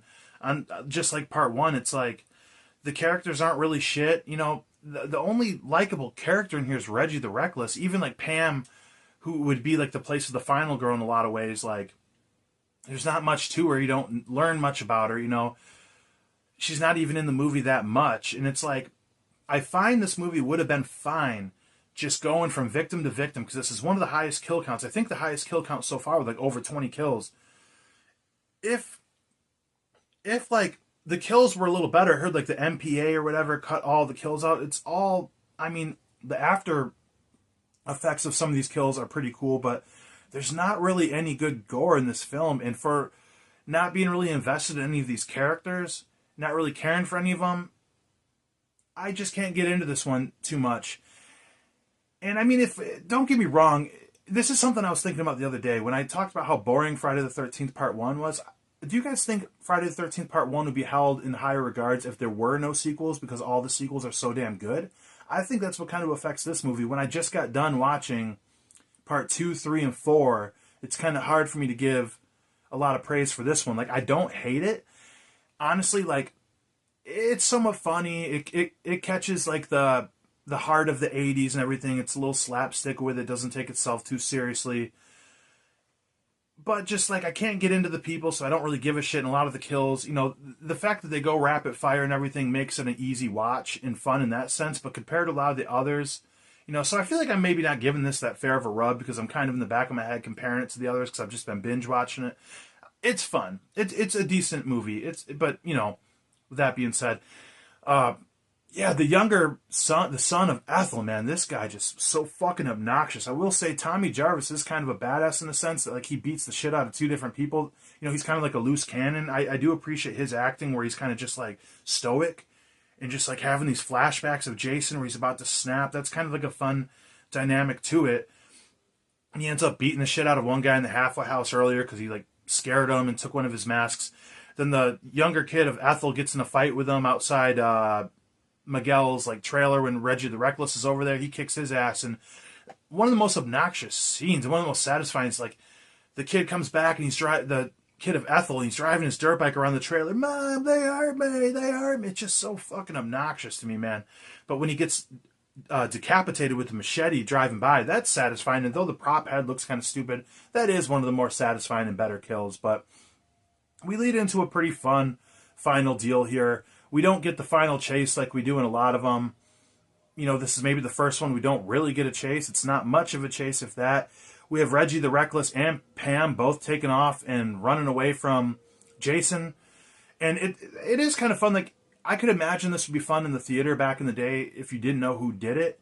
Like, knowing now, I know Roy Burns is the killer, and watching it back, it's so obvious. Like, they have these pan-in shots to him when, earlier in the film, just like, why would you be including this guy so much if there's nothing to it? But they really did build this pretty good. I'll give it to him, to make you think that it was Tommy Jarvis. And they go on this chase and everything. Pam and Reggie the Reckless, where I love this shot. I love the scene where Pam's about to get it and Reggie drives like this like John Deere like little tractor deal with like a plow in the front of it through to like knock down Jason, and just like the shot with the red hoodie over his head and the look on his face in the rain and he knocks him down. That's a pretty good shot. Reggie's one of the best parts about this. Just a very charismatic and funny kid. I think he played Dudley in Different Strokes. I used to love that show as a kid, but yeah, they're running off into like a barn or some shit like that. Yeah, I think so. A barn we never seen before in this movie, and they go to like climb upstairs, like the top part of the barn, similar to part 3 on the like upper part, and then here comes Tommy Jarvis, the 17-year-old version. He kind of has this showdown with them, and absolutely gets smoked, man. Like what the fuck? He's been beating ass this whole movie against these normal people. He's got all these flashbacks of Jason, how he haunted him, literally killed Jason when he was 12 years old. Yet when he's this grown man who's tough and all in shape and ready to fight and can kick ass, got karate kicks and shit, he just pusses out and gets murked by fucking Jason. Just one chop with a machete, grazing across the chest, he's done. They got to help him back up to the barn. He fights him off, like stabs him in the leg, and Pam and Reggie help him up to the barn where he's just passed out up top. Like, even the women in this, like every single one of these franchises were tougher than this. Like one of the weakest people in the entire movie. And he's down. They knock Jason off. There's like all these spikes down on the ground outside the barn, and Pam or Reggie, I don't remember, kind of knocks him out, but he hangs on and grabs Reggie. Then up to save the day, here comes Tommy Jarvis, final blow, which that's satisfying enough. I just wish they would have built him up more. Knocks Jason down, and that's where his mask flies off. His body goes through all these spikes, and he's dead. And his mask pops up, and it's Roy. You know what I'm saying? And oh man, it was a copycat killer.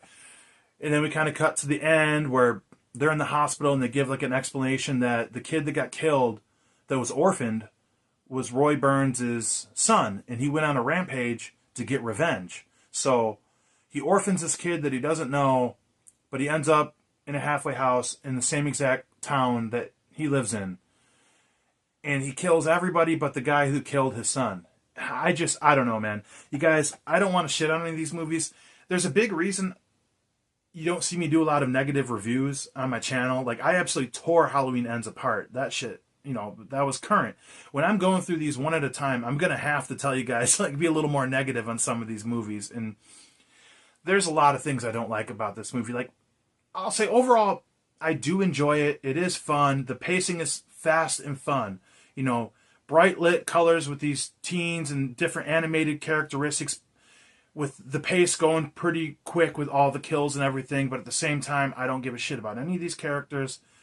The copycat killer's lame. The fact that Roy Burns killed more people in one movie than Jason did in any of the individual movies so far. And why would you have to dress up like Jason just to kill people? It's not like the person that you kill is going to say, oh, I've seen Jason. I don't know. And it's like weird when these movies that are so like out there for me to criticize it, 'cause it's like it's not real and it's just unrealistic to begin with. You know what I mean? So who am I? Jason just picked somebody up with like a spear gun and held him in the air like the last movie, and here I am criticizing all this shit. But just not any redeeming qualities. Like, tell me a character that's likable in this movie besides Reggie. Like Pam and the lead guy, like I said, I think his name was Rick. He ended up taking like a railroad spike through the head in a tree earlier, which looked cool when they showed it. He was pretty nice, but nobody you really like. Like, you don't hate Tommy Jarvis in this, but like, what a fucking pansy, man. Like, I used to have this higher in my rankings. I looked at my rankings the last time I did them last night, and stuff is going to move around. And I will say this one, I had this decently high, and I don't know this time around. Just, it's okay. It's fun. Just the fact that Jason isn't the killer on top of everything, and the fact it's kind of pigeonholed in between 4 and 6 says a lot. But yeah, this one's just okay. I would recommend watching it. It's fun and all. I'm just saying, if I got to be honest about it, like I said, after binge watching, the first 4 so far, it's like, this one just didn't do it for me, man. It's a lot to do with Tommy Jarvis, man. He barely speaks a word in the movie. Just not for me. I'd rewatch it all the time, but like, those are just my honest thoughts. But anyways, I think that's all I'm going to say about this movie. Not much more to say unless I want to keep repeating myself. But if you like my reviews so far, thank you for watching, for one, if you have. Like, comment. If you're new to the channel, subscribe. This is a physical media channel. We talk about horror, cult movies. There's some pro wrestling mixed in, all that fun stuff. So, anyways, yeah, let me know what horror movies you guys are watching. Let me know your Friday the 13th rankings in the comments. And, yeah, other than that, Blood Guts Gore, I'll check you guys next time. Tomorrow, actually, for Friday the 13th, Part 6.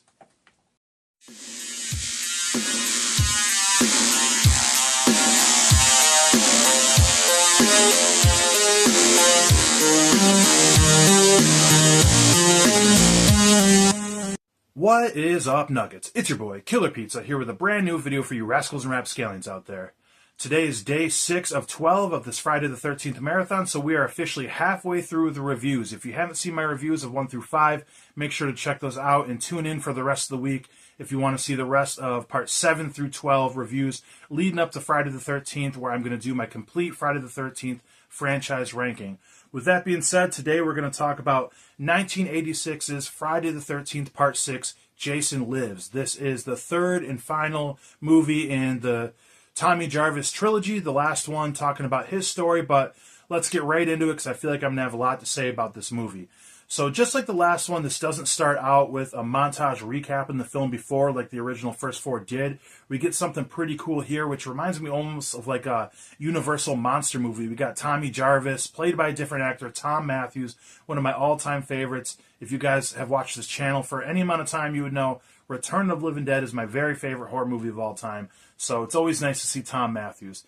But it's him and one of his buddies. They just got out of the nut house or some shit, driving his truck down to a cemetery. Like I said, through this very atmospheric woods, fogged woods area. It looks like a Universal monster movie to go to the cemetery. He wants to make sure Jason is dead once and for all after he killed him at the end of Friday the 13th Part 4.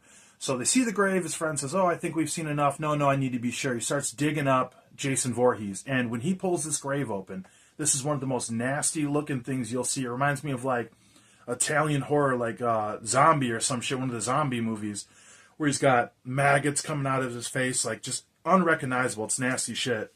And, you know, I don't know where he got all these balls from, seeing how Tommy Jarvis was such a pansy in Part 5, but I could see why he'd want to make sure he's actually dead. He says, "No, F this, I'm going to make sure he's dead." He pulls like a metal rod off the fence and stabs it through Jason's chest in the grave. He's having like flashbacks to when Corey Feldman in Part 4 was hitting a machete. Die, die, die. He hits this deal straight through the chest over and over again. But then what happens is fucking awesome. Lightning strikes the pole and electrocutes Jason and brings him back to life, almost like in a Frankenstein's monster kind of way. So we officially have Zombie Jason. I know a lot of people want to say Deadite Jason. No, it's Zombie Jason to me. So this is one of the most badass looking Jasons. He gets out of the grave looking all zombie-like with maggots all over him. The rain kind of takes away some of that shit. He's going after Tommy Jarvis. His friend comes behind him, hits him with a shovel to try to save Tommy. And Jason turns right around. And I know we didn't have that good of gore in Part 5. This is pretty nice right off the bat. He just rips straight through his chest and rips his heart out. Like, what's not to love, especially in the first 5 minutes? This is how you start a damn movie. So Tommy takes the hell off, like you would do, runs into the police station, starts freaking out, grabs a shotgun saying, "We gotta go get him, we gotta go get him," and he ends up getting locked in the cell. I mean, that's what's going to happen if you run into a jail like a lunatic and grab a shotgun. You know, they lock him up. And this is where we meet Sheriff Garris, who is one of our lead characters. I really like this guy. He's kind of an asshole cop, but he's fair. You know, he tells him a little bit of the backstory. Look, he knows who he is, Tommy Jarvis. You know, I feel bad for what happened to your family, but we're trying to move past this. We can't have people coming into our town and acting like an asshole. We're trying to, not scare people of this. He clearly doesn't believe him and whatnot. Leaves him in the cell, and then we got 3 kids that show up, or 4. Yeah, 4 kids, 3 girls and 1 boy. These are going to be the camp counselors to a camp, the new camp Crystal Lake. You know, they renamed it. I don't know if it's actually the same exact camp, but there's a camp on Crystal Lake. And as she's talking to her dad, Tommy butts in, and this is where we get a little love attraction. The girl Megan, his daughter, the cop sheriff's daughter, kind of gets a crush. Like, don't do anything too bad to him. He's kind of cute. So they take off. Obviously the sheriff doesn't like the sounds of that. And then we see a couple counselors driving into the area, a guy and a girl, and I love this line where she's like, we can't go anymore. The guy says, why? Well, if I've learned anything from horror movies, you don't trust a guy in a mask. And it's got this awesome still shot of Jason standing there with the big pipe or whatever that that he got stabbed with or whatever. Very, very scary looking, and they try to like drive towards him to get him to go off the road. The guy gets out of the car with a gun, like, you better get out of here. Jason takes him out real quick, fucking stabs him with the spear or whatever it is, the post, throws him right over his head. This is like the right level of cartoonish Jason Voorhees, which I will say, the look of this Jason and the kills, I think this is what a lot of people, casual fans, picture in their head when they think of Jason Voorhees, and I'm cool with that. He ends up killing the girl with the same pipe or spear through the head, drowns her in the water, and then we move on to the camp. All the counselors are there. There's just 4 of them there. They're kind of questioning, where are our friends at and whatnot. And this is when all the kids arrive off the bus, and they say, here's something scarier than Jason. Which I love this, because not only is this the first time they go back to Camp Crystal Lake since Part 2, this is the only movie, I believe, in the entire franchise with a camp full of kids. Yeah, with a camp full of kids. We had a child, Tommy Jarvis, in 4, and Reggie the Reckless in 5. But this is the first time we had a bunch of kids, which if you've seen the first 2, you're wondering, it would have been cool to see all the kids. Kind of adds a fun dynamic to it. And this is kind of something I griped about earlier in my rankings, or in my reviews, that I wish we could have a movie with, like, somebody hunting down Jason. And that's what we get with Tommy Jarvis, this whole movie. That, along with, like, the kids actually at the camp, it's already something different. And this is a completely different production of this film. It feels much bigger from the start and everything, and I absolutely love it. So we end up going and seeing like these paintballers in the woods on like a business like retreat or some shit like that, and we get some more kills from Jason here. This is kind of like a little slapstick stuff, but this is like the right level, where I thought 5 was a little too hokey and stupid. Like, I know I bitched about the characters the last movie in Part 5, and I'll say, for character actors they were fun, but not much to them. If we're going to have characters in here just to get killed in a fun way, this is how you do it. We got one guy going through the woods with a machete, cutting the bushes. Jason takes the machete from him, and he, like, when he looks at the machete, I love the shot, he looks at the machete like, kind of like that Michael Myers kind of head nod stare, and he lifts it up, and it's got an arm still holding onto the machete. And then he goes after the rest of these paintballers. He kind of corners them a little bit, or they turn around to see him. One of the coolest kills. Like, I love how, like, they show the gore, but they don't. It's like a quick shot. You catch it, you'd have to slow motion to really see it, but he takes a machete swipe, takes out 3 people at the same time, all 3 heads. Fucking awesome shit. So we go back to the camp. They're doing some activities, kind of rah-rahing up these kids. They ask, like, where's so-and-so at? I forget his name, like the one guy, like, he's off, like, with some chick. And it cuts to a scene, like, in this RV, and the RV is just shaking, and she's just on top of him riding, like, you gotta, he's like, she's like, you better not finish yet. Like, she said, you gotta wait till the end of the song. He goes, how long's the song? Like 8 minutes? And the song, too, I don't know the name of it, but it's like, I'm more animal than you. If you guys are a fan of Planet CHH, like Planet Dirty with Tabata Vision, you got me there, Planet CHH, Christian, because, like, the first thing I thought of was Planet Dirty, because I've heard that song so many times. Plays his cover version, plays before the stream goes live. But awesome song. And I'll say on top of that, awesome soundtrack. We have a great score, but we have a ton of awesome rock and roll. Bunch of Alice Cooper, which you can't go wrong. Got me thinking when I go to work. I'm recording this before I go into work. I work second, which I say all the time. I might throw a little Alice Cooper on tonight. We shall see. But this is awesome here. Jason cuts the cords. He's pretty, like, innovative here with, like, cutting the cords of lights and just, pretty smart for a zombie, I thought he was after brains. Didn't know he had a brain. But dude goes out there to check the cord, sees it's like all fucked. Like, we better get the fuck out of here. He's driving the camper. And I love this. He's like, I'll drive the camper. She wants to drive. And when he hits the gas, she just fucking barrel rolls and falls into the bed in the back.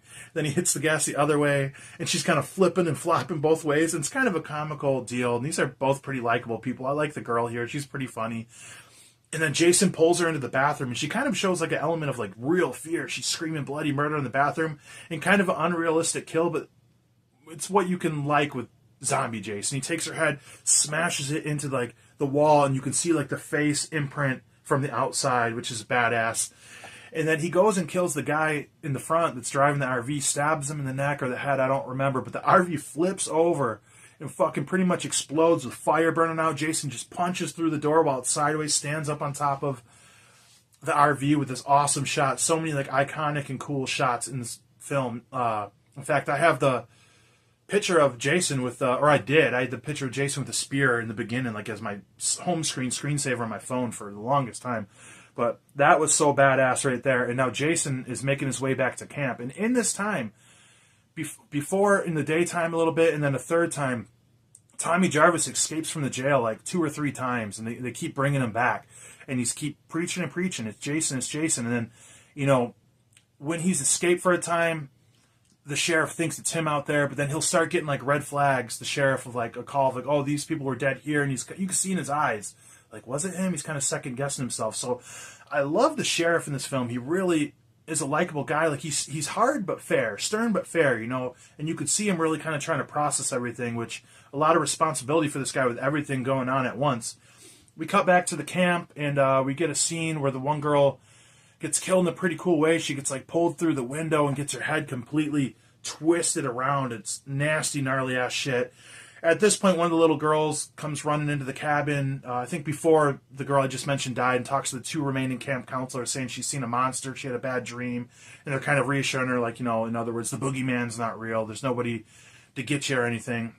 Our final camp counselor that is on the grounds gets killed by, they don't really show it, she gets thrown through the window, which tends to happen in these movies, and just a bloodbath in the cabin, which we'll see later. So leading into this last point, I don't think I'm forgetting anything here.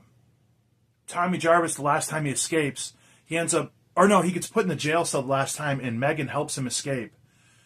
No, before that, when they escape, she comes to pick him up, and that's when we have like a high-speed chase with some Alice Cooper, and the final time they catch him, they throw him back in the jail cell. The sheriff goes to check on the camp, because he hears shit's going down there. He says, you know, you stay here. One cop's watching his daughter, and Tommy in the cell. Megan's outside the cell. And then they devise like a plan where Tommy starts making out with her like through the jail cell. And then when the cop breaks it up, Megan grabs his gun. And earlier, before, he had like a laser pointer on the cop, and he made her comment to Tommy like, wherever the laser goes, it goes bang, or something like that. And this is one of my favorite lines in the movie, and the whole franchise, really. This is classic. She puts the gun with the laser up to the cop. She's like, let him out of the jail cell. He goes, Megan, stop clowning around. She goes, clowning around? You're the one with the silly red nose. That's straight out of an action movie. I love that. This one has a lot of action in it. Out of like the most action feel out of like the first Paramount 8, I'd say. After that, shit kind of goes bonkers. Just wait till I get to the reviews of 9 through 12. This should be really interesting. But they head up to the camp. Tommy's got this plan. It looks like he's going to try to put a chain around Jason's neck, attached to like a big boulder, and then put him under the lake and drown him for good. That seems like to be like the plan. But so when Megan shows up and goes into the room and sees the blood everywhere, she starts freaking out, and these kids are kind of freaking out. And I love that, because as much comedy there is in this movie, they know when to take it serious. Like in these kids, it was such a good idea to add these kids into the movie, because she runs in the room, and it like reminds me of like when you're a kid and you have like a tornado drill or something at school, you know, or how these kids must deal with these days, like a lockdown for a shooting, which is fucking terrible, you know.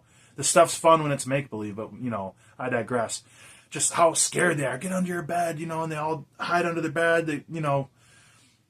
And I don't know, it's just kind of like a genuine part of, like, you know, the adults caring for the kids and the acting of the kids. They all sold it like they were terrified.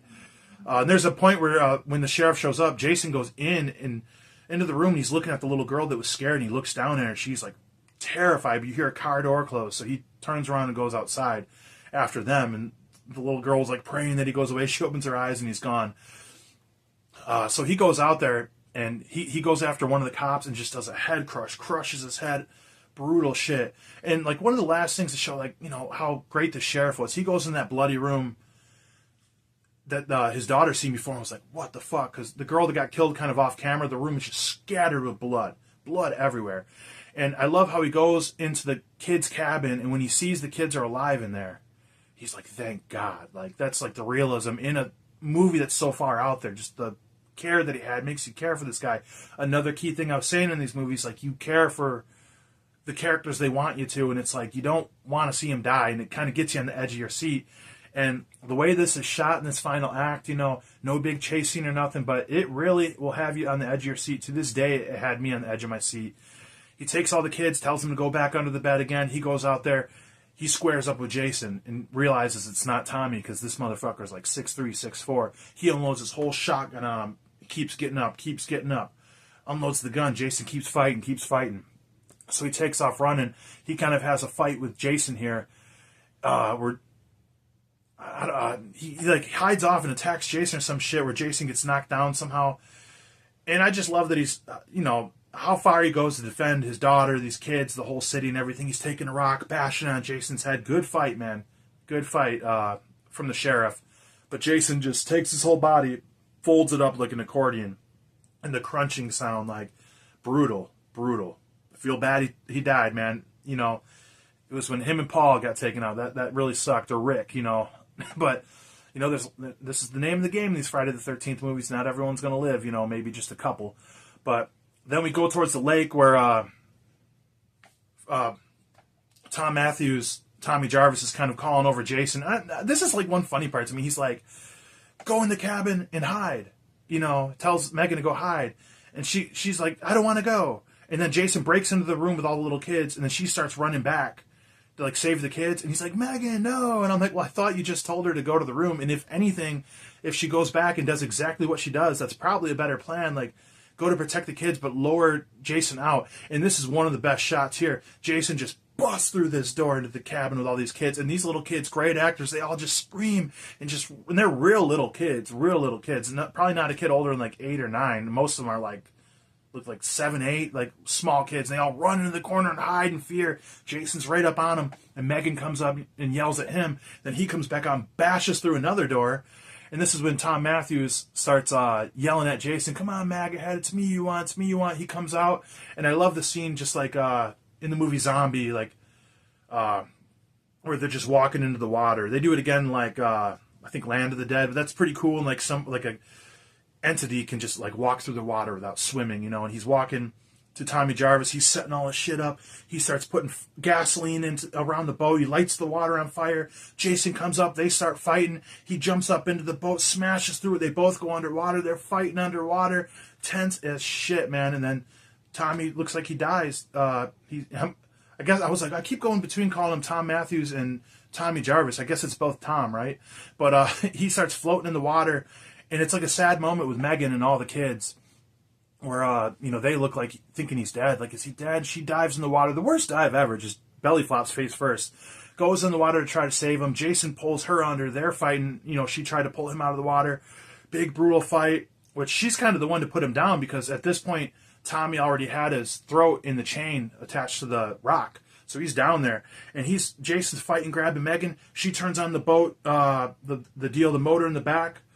And fucking, what's the, I can't think of what it's called. It's so obvious. But the fucking motor of the boat, the pedals or whatever, she pushes it down. It slices his fucking throat open. All this, he's twitching and shit. Blood's bubbling up from the water. He fucking dies right there. She pulls Tommy out, gives him some CPR as the kids watch on. A tense moment. She thinks he's dead.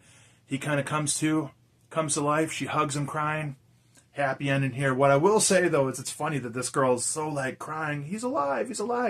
Bitch, you just met this guy today. Your dad just got folded in half. He's dead. Aren't you worried about your dad or your friends? But, hey, it's movies and, maybe another true romance scenario. Love that movie, by the way. Like, maybe it's love at first sight. But, it's done. It's finally over. Tommy says Jason finally got to go home, which is true because, from what I see, I don't know how long he stayed in the water after part 1 or if that was just a hallucination. But, he's been on land this whole time. This is the first time he got put back in his resting place, back down under the water.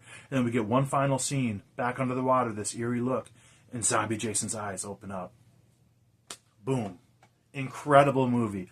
I love this movie. It just flies by so fast. It's got enough action elements of horror. It's a horror movie by far. But it's got elements of action and elements of comedy with suspense. Badass score with a badass soundtrack. Not all the best kills, but there's enough gore. Like, I'm a practical effect guy. I want to see some badass kills. You can have off-screen kills as long as you add in some cool shit like ripping somebody's heart out or folding somebody in half. That's the cool shit. I can't say enough about this movie. I'm biased too. I love Tom Matthews. He is awesome. He is the one I think of when I think of Tommy Jarvis. I got an autograph on my wall from Return of the Living Dead from him. Next time I meet him, I'll get a Tommy Jarvis autograph. I'll get a second one. But I think I'm trying to be kind of low key on these because I'm just assuming a lot of you guys might watch my franchise rankings. So I'm trying not to let the cat out of the bag on what I like more or less. But I'm just being honest, and I think it's going to be pretty obvious which ones go high on the list and which ones go low on the list. And this one will be high on the list. I absolutely love this movie. There's not much bad shit I can say about this. I don't really have any critiques, honestly. I'm not even going to give this one any critiques, any negative shit. I'm just going to say I absolutely love this movie, and I think you should watch it. But hopefully you guys have been enjoying these reviews. I'm going to have another one up tomorrow. We are going to have Friday the 13th, Part 7. But other than that, hopefully everybody's having a great October so far. Blood, Guts, Gore. I'll check you guys next time.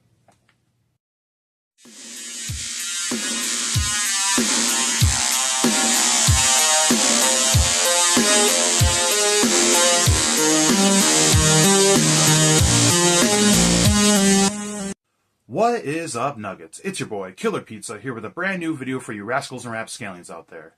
Today is day 7 of 12 of our Friday the 13th marathon, where I review a Friday the 13th movie every single day of the month leading up to the 13th, where I will do my complete franchise ranking.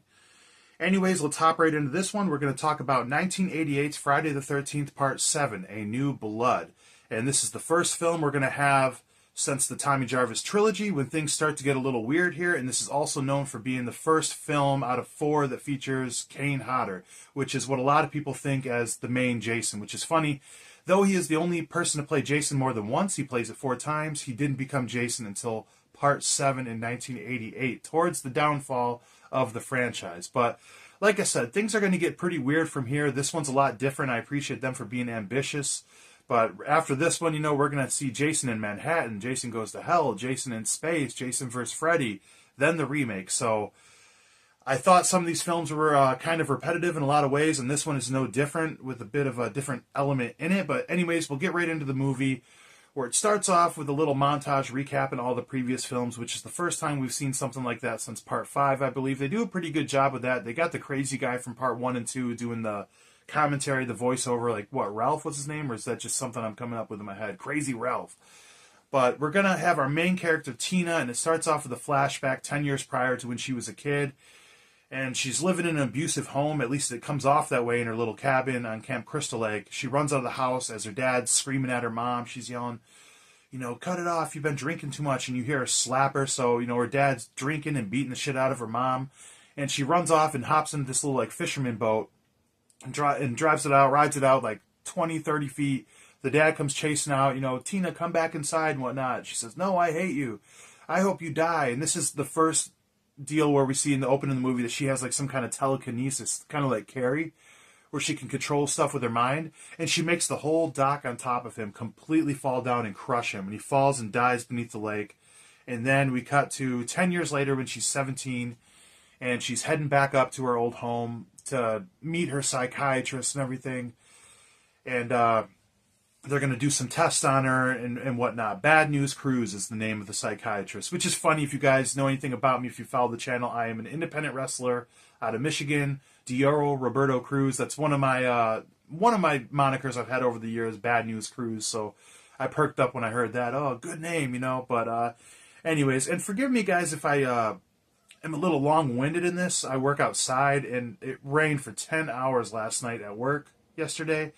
So I feel a bit congested, but, the show must go on. I got to get these reviews out. I want to get them finished. We're on the home stretch right here. But anyways, we lead up to current day, where she's going to meet with the psychiatrist. Like I said, Bad News Cruz. We got 2 houses right next to them, similar as in Part 4. And you know what's happening in the other one. We got a bunch of teenagers that are partying. None of them very interesting. But we meet, the love interest here in the beginning. She's walking in the house. Her suitcase comes undone. All her clothes comes out. And this guy comes to help her in his nicest denim jacket. And, they kind of got a thing. Later on in the movie, she's a little bit hesitant at first. And, like I said, there's some characters next door. There's nothing too special. They're all pretty stereotypical characters. We got something newer that isn't as common in a lot of these Friday the 13th movies. In the next couple is like the bitch character that just totally hates the final girl. But anyways, nothing too memorable about these characters. We got like, I guess the love interest guy would be kind of the jock. We got the stoner, the nerd, the couple that's fighting. The two girls are after the one stoner guy, and then the bitch. So we got like 8 characters, and they're all up north waiting for their cousin to come up, the main guy's cousin to come up to throw him like a birthday party. And this is the guy who plays Tommy in Return of the Living, or Night of the Living Dead 1990, one of my very favorite horror movies. But anyways, when Tina gets to this place, she's doing some tests with Bad News Cruise, goes out to the dock, and she's kind of reminiscing about her dad dying, and says, I wish you'd come back. And I guess that translates to Jason. Her telekinesis brings him back to life. He snaps off from the chain, which I don't understand. If she brings him back, if he never dies, if he's a zombie, and he gets brought, how is he brought back to life? And if he's brought back to life and could just break the chain, why couldn't he have just done that in the first place? Maybe the chain rusted? I don't know. But anyways, Jason comes out of the water, and she faints when she sees him, and by the time she wakes up, he's gone. This is Jason in full zombie mode, telekinesis with teleportation. Shit, easy for me to say. This is going to be an easy one to get through, as you guys can see. But like I said, first one with Kane Hodder, and he looks absolutely amazing in this. Not my favorite Jason look. I know a lot of people really like the zombified look. I think it's good that they changed it up. My favorite look is probably, let's say 5. Let's say 4 or 6. 6 is probably prime Jason, but he's all fucking nasty and got mold and water all over him. His clothes are all ripped up. He's got his spine showing, like a straight Skeletor. And I love the way Kane Hodder plays this character. But anyways, the meat and potatoes of this story, there's not much to it. It's a pretty generic Friday the 13th movie, except with the telekinesis, Jason versus Carrie kind of deal. It shows a lot of deals with her doing tests with this scientist and whatnot. And the lead guy, the love interest to Tina, is bringing her over to the party to try to introduce her to everybody. And the bitchy girl is jealous of her because she likes the guy. And there's some animosity there. I mean, there's a little bit of storytelling in between these characters, nothing special. Them kind of like wondering where the cousin's at. The one couple's fighting. The two girls kind of fighting after the stoner guy. The bitchy girl kind of plays a trick on the science fiction nerd dude to make the other guy jealous. There's not really much about this movie that I really like in terms of the story. And it kind of leads into the ongoing story of the mother finds out that the scientist or the therapist is kind of using her daughter Tina as like a science experiment in one way, for lack of better words. He's kind of exploiting her in this way, Bad News Cruises. So there's that kind of issue there. And Tina kind of has this telekinesis power where she can like see things that had happened. So she sees the death of this guy's cousin. I'm just going to call him Tommy because that's what he was in Night of the Living Dead 1990. But she's trying to explain to everybody that she sees all these visions and nobody believes her until later on in the movie, Tina eventually leads him to find his dead cousin and whatnot. I know I'm jumping around, but there's not really much to do with this movie besides the kills in the third act. But I'll get to the kills right here. They're okay. They're not what I would like with like how gory they are and everything. But I guess the MPAA kind of really tore this movie apart. And a lot of things were supposed to be a lot more brutal. But you know, there is a lot of good kills in here, and some that aren't as good are better because less is more sometimes. I guess. I mean, this whole movie's pretty much bouncing back and forth between Tina trying to be sociable with these kids over there with her love interest, I guess more his way than hers. She doesn't seem too into him necessarily.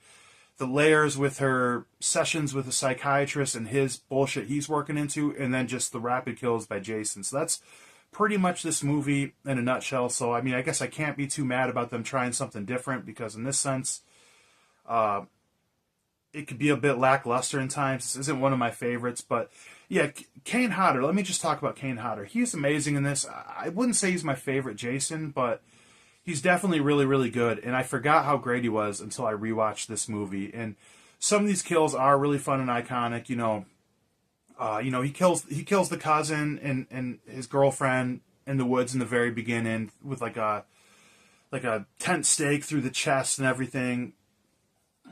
Rips apart Tom, I'm going to call him, you know. We got a scene where there's this nerdy guy with this hot chick. She's going skinny dipping, which this is some of the most full frontal nudity they show when she's in the water. I'm pretty sure they show like below the waist. So that's a lot there. Very good looking woman, by the way. But kills the guy on shore with the axe to the face, I believe, and they don't show it, but the look afterwards is pretty brutal. It looks like a zipper up the head when the girl comes above the water. She sees him on shore, and like that's pretty good. Like they don't show a lot of gore in here, but they'll do the classic like hit with the kill and then show the after effects, which some of the after effects are actually pretty cool.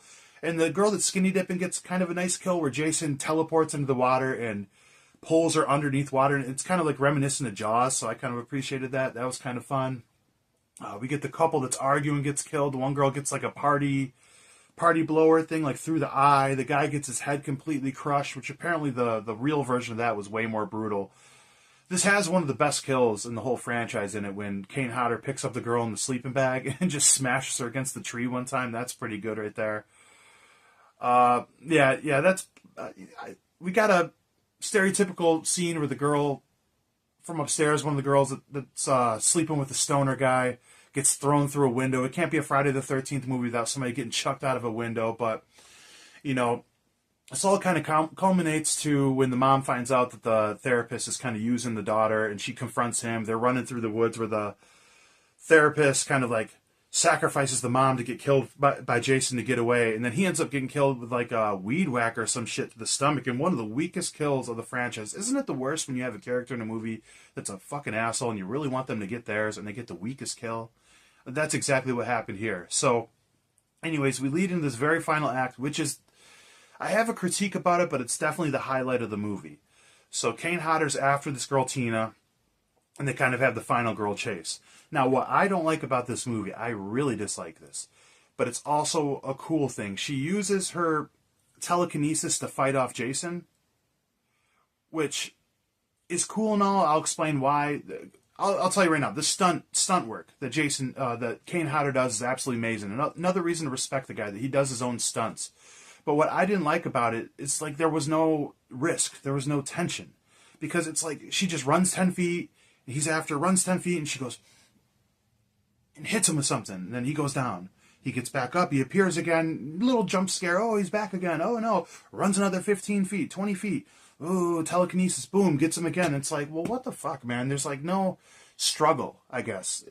That was the fun part about these movies in the past, like the ones prior to this, like against just an average woman or an average guy, it's like Jason is an animal, he's a monster. I guess nowadays zombie Jason, you got to fight fire with fire, and I respect that they were trying something different, but this movie was a struggle for me to get through. It's mostly Kane Hodder's stunt work that makes this likable. It's like I don't really like a lot of the things she's doing to him. Like in the beginning, like when she first runs from him, she telekinesis, she takes an electrical wire, it hits the puddle of mud he's standing in, puddle of mud. She fucking hates me.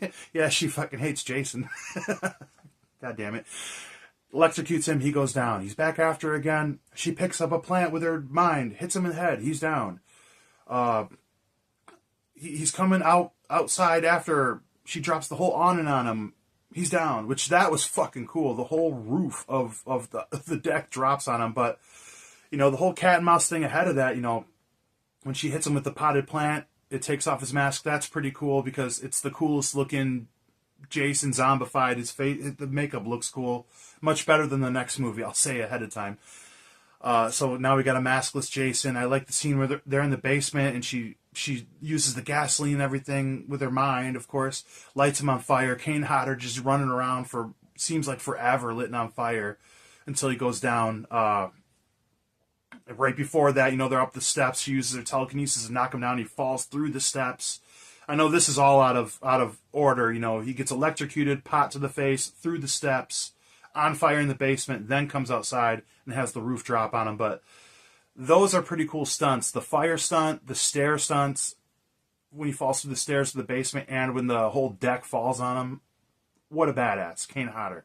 That's probably the biggest reason to watch this movie, honestly, is the effects on Jason himself and the stunts that Kane Hodder does. And he really owns this role, I'll tell you that. The way he moves, the way he walks, badass motherfucker right there. I've had a chance to meet him a couple times at some conventions, and I haven't yet because he's usually there most every year. The years I've gone, I thought each year I say, I'll get him next time. I think next year at Motor City Nightmares, I got to meet Kane Hodder, man. It's about time. But anyways, they finally take Jason out where they're on the dock. He comes after Tina one more time, and reminiscent of part 1, 2, 3, we have somebody jump out of the water and pull them down beneath. And it's like a ghost or something of Tina's dad pulls Jason back down and saves her. And she faints and passes out, and we wake up in the morning when her and her new boyfriend are being taken away in the ambulance, and Jason is dead once again. That's it. So, other than that, the most interesting thing, you know, besides beneath the layers of Kane Hodder, like story-wise, the most interesting thing is Tina with the telekinesis powers, which, in my opinion, isn't very interesting. I didn't care for it too much. And the fact that this movie ends with the dad jumping out of the water and pulling Jason down to save his daughter, it's like, hooray! The drunk guy who beats his wife is our hero. Like, what the fuck? So, this movie's fine. Like, I think there's a difference in some of these movies where every one of these movies is a good popcorn movie with your friends. You could just throw on. But I think there's a difference between a popcorn movie and one you could just sit and watch by yourself. And I think that's the border on what makes a movie in general a good film, you know, which there's lots of things that can make a film good. But if you watch it by yourself and you're that bored and just, that's how this one did it for me. Just really didn't hit, you know. And, oh, and I almost forgot. I need to mention the bitchy girl, her dying. Her, I know I'm going all the way back, but I didn't want to forget this. It just popped in my head. She takes an axe straight to the face, and then Jason throws her stunt work straight across the room, head first, over the TV. That was pretty cool. She got hers, so at least we got that. You know, we got an alcoholic wife beater that's the hero, but at least the bitchy girl got killed. So that was cool, I guess. But anyways, I'm rambling at this point. This movie's just okay. I don't hate it, but I think, like I said before, when you're watching these all back to back, you tend to judge them and compare them to the rest, which is good because I'm going to do my ranking next Friday, so be ready for that one. But anyways, this is just okay. The characters are forgettable. I think the plot's kind of stupid. It kind of looks like a straight to DVD movie at times, but it is what it is. I like that they tried to be ambitious a bit, but besides the look of Jason and Kane Hodder's performance and stunt works, there's not much redeemable about this film, in my opinion. But anyways, with that being said, just okay. So, yeah, like I said, things are going to get pretty interesting from here on out. Tomorrow we're going to review Jason 8, the final movie from the Paramount franchise. I can't say franchise. The Paramount movies, they did 8 of them. And then everything's batshit crazy after that with Jason Goes to Hell, which, oh, I'm totally looking forward to watching that one. And then Jason X, Jason in Space, Freddy Vs Jason. But anyways, that's my review of this. Be sure to check out my other reviews I put out before this and tune in tomorrow and every day leading forward to the end of the week if you want to see the rest of the reviews. Anyways, thank you guys for watching. Blood Gut Score. I'll check you guys next time.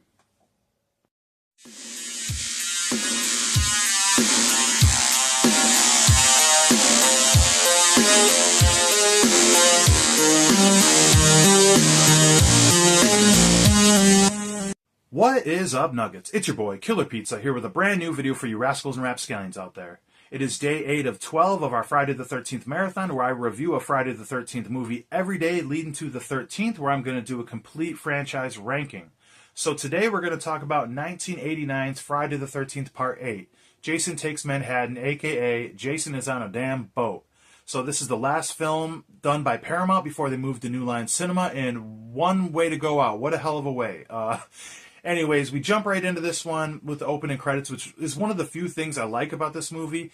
It's the first time I believe we get an opening credits without the black background, just with the plain white text. We have actually some pretty cool shots of New York City, making it look really grimy and whatnot. And I'm just a sucker for movies shot in New York City, especially back in the 70s or 80s. And it's accompanied by like a really cool rock and roll hair metal song. And then we lead into this couple that's on this little houseboat going past Camp Crystal Lake. And the guy ends up telling his girlfriend the story of Jason Voorhees. And I actually do like how he tells the story. It's reminiscent of Paul kind of telling it like a ghost story. And he scares the shit out of his girlfriend. And while he's going out to grab a prop mask and knife to scare his girl, this is when his anchor of his boat goes down and hits like an electrical line that hits Jason and electrifies him and Frankenstein's him again. So we have zombie Jason again. Or is it Frankenstein's monster Jason, technically, you know, the way he keeps getting brought back. But he hops on the boat, takes both of these guys out, takes the guy with a spear gun. The girl like hides in this little cubby and Jason comes and kills her, which is the dumbest shit. It's like, why not just dive into the water and swim away? Get the fuck out of there. You know what I'm saying? But I digress. We hop into the movie here where the plot is It's a bunch of graduating high school students are going to go on like this cruise, this big boat on the way to New York City to celebrate and everything. They are chaperoned by this teacher, this professor, Charles, I believe. Correct me if I'm wrong. I'll just call him the professor from here on out. The guy's a complete ass clown, as you'll see through the rest of this movie. And we meet our final girl, Rennie, who is the niece of this professor. And she's accompanied by another teacher who's nice and supportive of her. We find out early on she has some baggage, some shit that happened in the past that we will find out later on. Some baggage with the final girl, which happens a lot, more or less than a lot of these movies. But we get on the boat and meet her boyfriend, Sean, who is the son of the captain of the ship, who is really trying to push him into being a captain just like him. But you could tell Sean isn't really into it at all. And this is pretty much the only character development we really get in the entire movie. That Rennie has a backstory, a dark past, something that she's hiding, where she's getting these visions the entire time, and Sean is just not what his dad wants him to be. And we meet a bunch of other characters. Nobody really memorable. The only thing we really have going with these characters is it's like late 80s cheese, which I really appreciate. And the fact that they're trying to take this into a different setting, I can appreciate. But there's not much more likable with this one, if I'm being quite honest. I'll say that right off the rip. I probably don't have much to say about this movie. But Jason reaches onto the anchor, climbs up on the rope, and now he's on the boat. And he is killing these teens off one by one. We have, our generic characters like we always do. We have the bitchy girl who's friends with the nerdy girl who's got a scholarship and everything. She's trying to turn her wrong by doing cocaine in the bowels of the boat. We got the nerdy guy who's walking around with a video camera the whole time. Then all of his friends. We have one of the most likable characters in here, Julius, which is like a boxer, which they have like a boxing ring down in the not a ring, but they have like a place to practice, and it shows like he's a really good boxer knocking this other guy out. I do like the opening montages on the boat of all the kids playing shuffleboards to 80s music. It's funny that like the montages and shit are some of the stuff I like most in this movie, but yeah, the MPAA really tore this one apart. This is the worst they've done with limiting the franchise, in my opinion. Not very many really good kills or anything, but I mean, we got Kane Hodder back again, so that's a plus. And he looks badass. He's going around killing all these kids. Nothing too special. I like that they have this girl in the beginning. She's like playing electric guitar, the Flying V guitar on top of the building. I have a really cool t-shirt that I wore in the first review. I should have wore for this review, but my continuity with my shirts is not very well. I wore a Halloween 3 shirt when I reviewed part 3 of Friday the 13th. But anyways, I like this girl. She goes down in the bowels of the ship to practice guitar, play guitar. Oh, wicked acoustics down here. And I do like the off-screen kill of because Jason swings a Flying V guitar and hits this girl right in the face. I can't complain about Jason killing somebody with a Flying V guitar. And the way it's like from her point of view hitting her, and then you see the blood splatter, that wasn't that bad. We get some other kills in here. A dude getting thrown into an electrical box and killed. Dude getting thrown off the boat. People getting speared.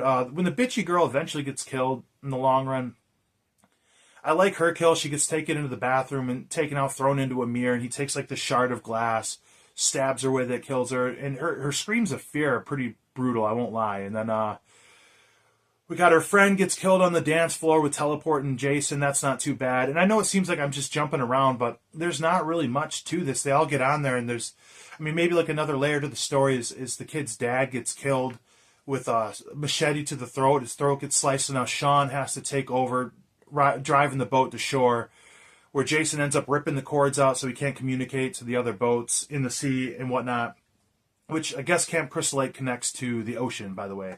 That's another thing there. So, and this whole time, Rennie is having like these flashbacks. Like, we'll find out later what it was. I'll just say now, she has a flashback later in the movie that her uncle like tossed her overboard in a boat when she was a kid to teach her how to swim. And kid Jason, like in part 1, is pulling her under the water, and she's been haunted from that. So this whole time she's having like visions of like blood coming out of the sink, and seeing Jason and everything like through like the windows of the boat and everything. Kid Jason, that is. And it's like tormenting her. Easy for me to say, but I wonder why does Kid Jason in this movie look like the fucking Toxic Avenger? It looks so bad. It looks terrible. And I will say though, with Rennie, she is a charming girl in this movie. You do care for her, so like she is likable, and she's got a dog with her and everything. Who doesn't like the dog? But and Sean's a little bland, but the two of them, they're okay. Rennie's better than Sean, but they're two decent, likable characters. And the chaperone teacher, she's not too bad either. Other than that, everybody's pretty shitty in this movie. You don't really care for anybody, but we lead up to the point where Jason is just killing people. One critique I always had, it's like, I hate how I get like this with movies, where I'm like, how is he on the boat, like, and not just killing everybody? I mean, maybe he did, 'cause a lot of the extras didn't make it to the end, so maybe there's stuff we didn't see in the movie. He's off just slaughtering everybody. But, like, when you put people in closed places, it's like, one of my favorite movies, like Night of the Demons. I got the 4K coming. Should be here today by the time this video comes out, actually. But, like, in that movie, they're trapped in one small house. It's like, you don't really have anywhere to run. And I feel the same way with this, but then I got to remind myself, it's like, well, you're talking about a house full of demons or a zombie killer Jason who climbed onto the boat. It's like the whole plot is pretty unrealistic for me to criticize, like, little things. Does anybody else do that when they watch movies, or is that just me? Anyways, there's a point after the dad gets killed where Julius and a bunch of his friends grab a bunch of weapons and take off to try to kill Jason, where they're unsuccessful. Everybody gets slaughtered off to the point where the whole boat starts flooding out, where we have the last survivors hop onto a lifeboat to try to make it to New York. We got Sean, Rennie, the nice teacher, the dick professor, and Julius. Those are our final 5 people. They make it to Manhattan finally, so it's false advertisement in a way. They're not in Manhattan until the final act, but the shots they get, which they shot this a lot in Vancouver, British Columbia, but there's some pretty good shots when they get there.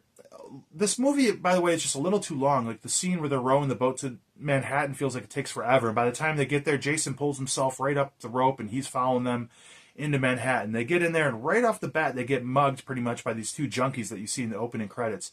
And they kidnap Rennie and take off. And the stupidest shit, the professor's like, the best thing we should do is split up. I go, you guys just pretty much got mugged by knife point, gunpoint, or whatever, and your choice now is to split up.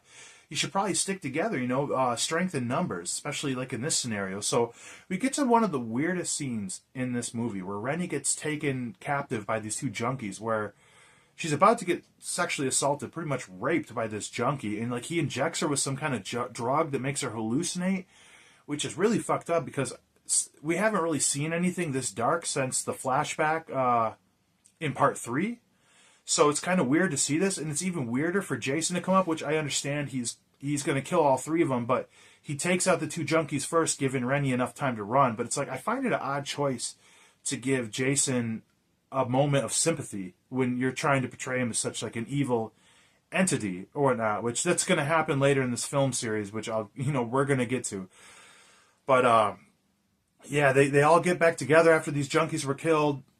Actually, Julius ends up, I'll get to this in a minute, because this is one of the best parts. So the professor ends up getting killed the same way that Bad News Cruz did in the last one, in a very unsatisfying way. He runs from Jason, runs into a building, Jason teleports, throws him out a window. I will respect the fact that they keep going back to somebody getting thrown out a window or Jason bursting through windows. That is a staple of the series, and I'll never not get sick of that. One thing that will never go wrong with Jason in any of these films, good or bad, they always have really good shots of him straight up, like, menacing, busting through doors or windows. I'll give him that. But the professor gets thrown out the window and just, like, his head dunked in slime until he's killed, like, in this industrial barrel. And then one of the best parts of the movie, Julius is running from Jason, and they go to the top of this roof, and Julius is really good at boxing, right? So he squares up with him, like, let's go, motherfucker. And I counted, and I lost count because the body shots were quick. It's easily over 50 punches to Jason, just boom, boom, boom, until he punches himself out. And he says, Jason, give me your best shot. Jason grips him by his collar like a hockey fight. One right hook, his head goes flying off the roof. That's fucking awesome. I love that shit. So, anyways, they hop in a car. They steal this police car. More visions of kid Jason and everything. And honestly, I'm reviewing this after I watched this a couple nights ago. I don't remember off the top of my head how the girl teacher that died, which I should because she was a likable character. I'm sure it wasn't nothing special like a lot of these kills. But we go into the final scene where Sean and Rennie go into the sewers to run. And there's this guy down there, and they ask him, he's like a worker, can you get us out of here? Sure, just follow me. You better hurry up because underground, all the tunnels flood with toxic waste at midnight. Everybody should know that shit. So because apparently all the sewers in New York flood with toxic waste. He says, we better hurry. It floods in 10 minutes. And that got me thinking, another reason of like my stupid thoughts in movies like this, 10 minutes. You should be out of there like an hour ahead of time. 10 minutes. What if you like rolled your ankle or something? You know what I mean? What what if you couldn't get the opening, you couldn't get out of the way you got in or something, you know? That seems very unsafe, you know, very unsafe work conditions. But Jason catches up with them, kills the worker, he chases after them. Rennie throws like a barrel of toxic waste in his face, and his mask comes off and his face is melting to reveal the worst look of Jason in the entire franchise. This looks so fucking terrible, so corny. It's almost unwatchable. And then the whole tunnels flood as they climb up this ladder to get away. And Jason just fucking gets melted and everything, and it's fucking weird. He's screaming out "mommy" in a mom's voice, and when the water washes away, it's like a kid Jason in his underwear and everything, and now Jason's dead. And that's the end of the movie. They make it up top, and the dog returns, and everything's happy again. That's the end. I mean, what else to say about this movie? I used to think I had like a soft spot for this movie. This cover is actually the screensaver screen on my cell phone. It looks cool, good cover, I'll give it that. But what the hell is going on here? I never really minded that he was on the boat most of the movie. It is what it is, but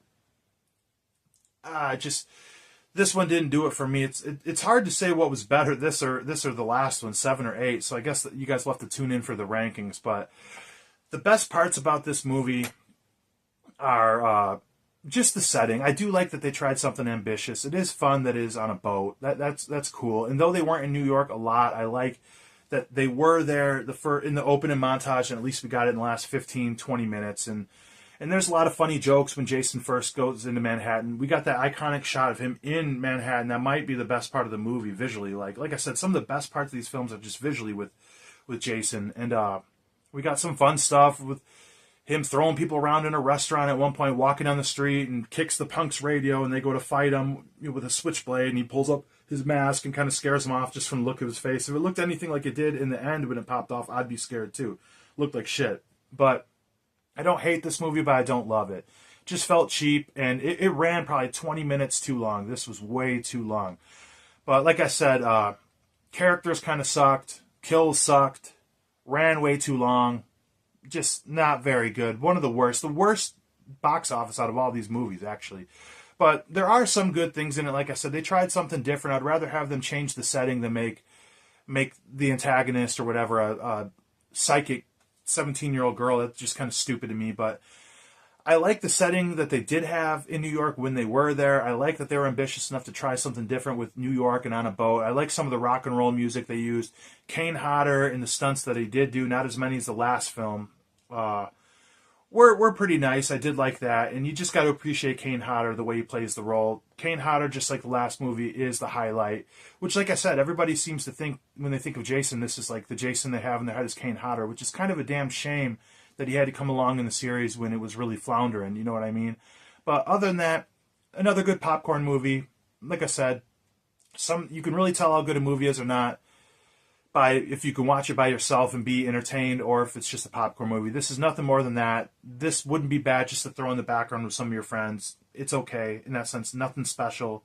But yeah, that's it. Other than that, tomorrow is going to be interesting because we get into where it really gets off the wall, and I'm even curious myself when I'm say I can't remember last time I seen Jason Goes to Hell. So tomorrow, make sure you tune in. Jason Goes to Hell. And we got 4 more movies left in this, so final stretch. Let's do this, guys. Like, comment, subscribe, all that fun jazz. Blood, Guts, Gore. I'll check you guys next time.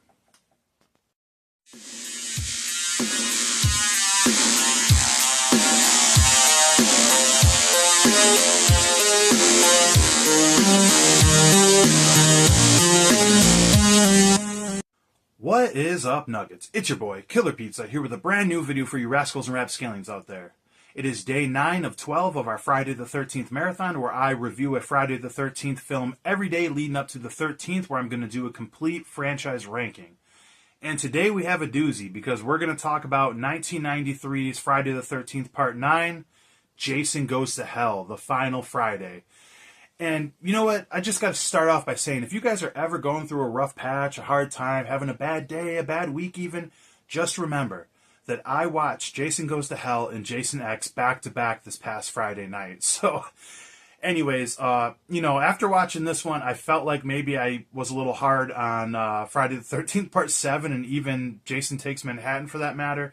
And I just want to start off by saying before I give this review that, this channel, I don't ever want to be like negative. That's the reason you never see like negative reviews out of me. There's sometimes I've watched a movie that I'm going to review and I think this movie sucks. And it's like, I don't want to just go on my channel and just talk shit about a film the entire time. It's not really worth it, besides, unless it's like a new movie that I'm reviewing, like Halloween Ends. I absolutely hated that movie. I tore that one apart and got a lot of shit for that. But, with that being said, I respect like any filmmaker, anybody in the film industry for going out there and making a film and going out there and doing it. I've been involved in some smaller things, nothing to that level in the film industry. So I have respect towards any filmmaker out there, anybody involved in the industry for doing their thing. Much respect.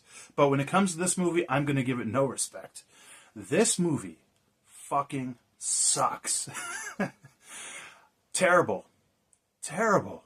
So, I guess we'll talk about it for a minute. I won't go too long because I don't want to shit on this movie too hard. But okay, so when we start out, this is one of the few things I like about the movie. The opening is pretty cool. We got like this chick going up to this cabin, on Camp Crystal Lake, whatever. Very good looking woman, and she's, nice little shower scene. She hops in there. I ain't mad about that, and this is a fun little scene where, each step she takes, the tension builds. She hears something, goes, checks it out. The light bulb goes out, and we got the tension rising. And it feels like a Friday the 13th movie. We get a little chase with Jason Voorhees when he shows up, and that's cool. Besides the way he looks, one of the worst looking Jasons I've ever seen. The look has changed through the years, obviously.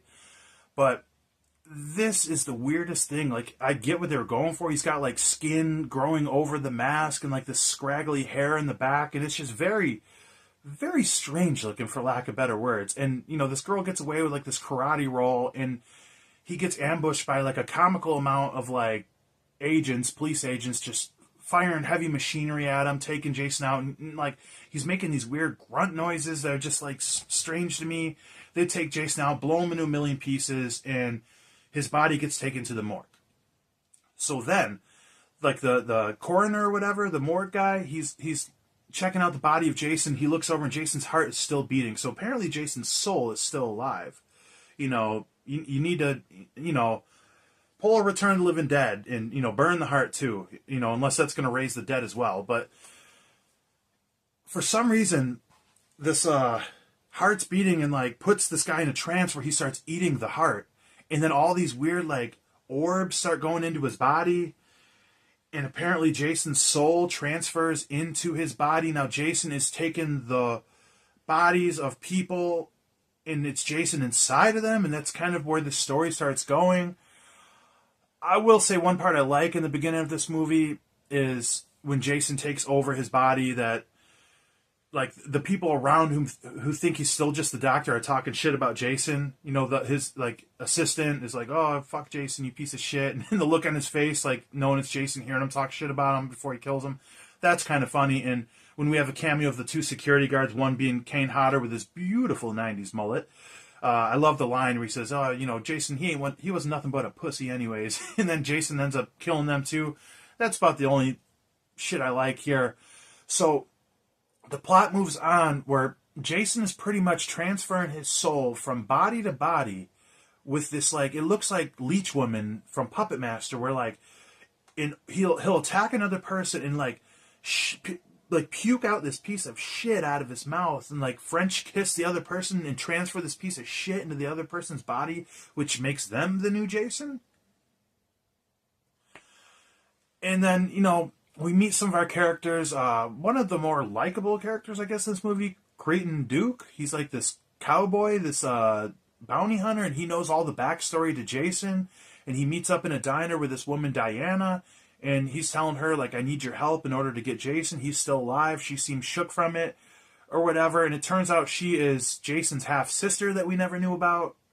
And she's got a daughter named Jessica who has a baby, who is the baby of Jessica's ex-boyfriend, Steven, who's still in the hometown with Diana. And Jessica's about to come back to her hometown with her new boyfriend, this asshole news reporter who looks twice her age, that looks like the fucking asshole from Office Space. Like, can you work Saturdays, And it's strange, like, Steven ends up going to Diana's house where Jason has shifted into the second body that's this police officer who's attacking Diana. and she kills him off, throws him through a window. I do appreciate Jason throwing somebody through a window or jumping through a window, and I believe in every single movie in this franchise so far, so I can appreciate that. But the cops show up, and, you know, it looks like the Steven guy is guilty. So they take him to jail, a dead body there. They think he killed her. So this is when he goes to the jail where Creed and Duke is in there breaking his fingers for no fucking reason. He tells him the backstory that Jason's still alive, transferring his souls, but he can only be reborn through a Voorhees. He has to transfer his soul through a Voorhees to become whole again. So Steven breaks out of jail to try to stop him. And we get this kind of like, that's cool and all to have like a chase after Jason. Like I said, I wish there was more of that in the franchise where somebody's going after Jason, so I can appreciate that, but this is fucking weird. He goes after Jessica. She don't believe anything that's fucking going on. I mean, why should you? And we're transferring bodies. At one point, Steven's hiding in the Voorhees house, because there's a Voorhees house now. And this is where, you know, the dead body of Diana falls on him in the closet, and you can hear a conversation from the news reporter who just stole the body for a better story. And this is where the cop version of Jason transfers the soul into the boyfriend, and then we have like a body melt scene where the cop just totally rips apart into pieces, which is cool and all, I guess, you know, but this isn't Hellraiser here. This isn't Friday the 13th. Like, what is going on here, you know? And like halfway through this movie, I thought this could be okay if this was a standalone movie, but it just gets weirder and shittier. The entire movie makes no fucking sense. They end up on a run from this boyfriend guy, which they totally like rip off a scene from Terminator in the diner where he's after them, and it's just like, what the fuck? Like, I don't get it. The baby's kidnapped, back at the Voorhees house. We go to the final act. We get there. Duke gives more of the story to Jessica. He tells her, not only does Jason have to transfer his body to a Voorhees to be reborn, but the only one that can kill him is a Voorhees, and your mom's dead, so it has to be you or your newborn baby that has to kill him. You have to kill him. You're the only one that can kill Jason. You have to take out his heart, but not just anyway, with this Power Ranger dagger sword that floats and has magic around it. What the fuck? What the fuck? They have a very lackluster fight in here with the cop. He transferred his body to a new person, a fourth person, another cop. They take him out, he falls into the basement. Or no, when the cop gets killed. This is a part in the movie where my jaw literally dropped. I was watching this movie 30 seconds. And it wasn't because I was impressed. It wasn't because I liked it. At one point, this cop's neck rips off, body horror again, and this little, like, lizard, like, creature thing crawls out of this little slimy thing, crawls out of the neck, and it's like the soul of Jason and this little reptile, like, Charles Band looking creation. And he goes down the basement and crawls up Diana's vagina to be reborn out of her full size as the shitty looking Jason. We get a little bit of Kane Hodder in the suit, so I can't complain about that. Kane is the fucking man. I can appreciate that. About time we see him in this movie. And then we get a very lackluster fight, and Jason gets killed with the power dagger. And that's it, happily ever after.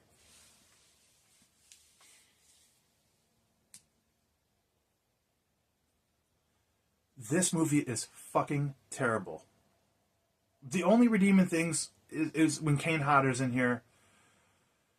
Like I said, I did 7 kind of wrong in my review. You gotta appreciate even just the way Kane Hodder moves. The gore is pretty good. You know, the body horror was good. It didn't fit in this movie. There is some pretty cool kills in here where, like, at one point, maybe not a kill, but this guy from the diner, the people in the diner are kind of funny. The son comes out, stop. He gets grabbed by the wrist. His whole wrist gets snapped. The bone comes out. A girl takes a machete through a tent all the way up through the body. That's pretty gnarly. I watched the unrated version, too. So, I mean, if I'm going to sit through this shit, I might as well have a better version of it. But I will say this cover is badass. When I was a little kid walking through the video store, this always stood out to me, this cover. I thought it was awesome. New Line, you know, they take him to hell, then they send him to space. What the fuck? And then at the end, you know, it's the strangest thing when he gets pulled down into hell. You have all these, like, arms coming out. It's like I'm watching fucking Beetlejuice or something, man. All these big arms are Evil Dead ripping him down into hell. And then at the very end, they have they have Freddy Krueger's glove come out and pull his mask down to hell. We don't see Freddy vs. Jason For how many years? Almost 15 years later. Over a decade later. And to be honest, I think New Line owns, Nightmare on Elm Street.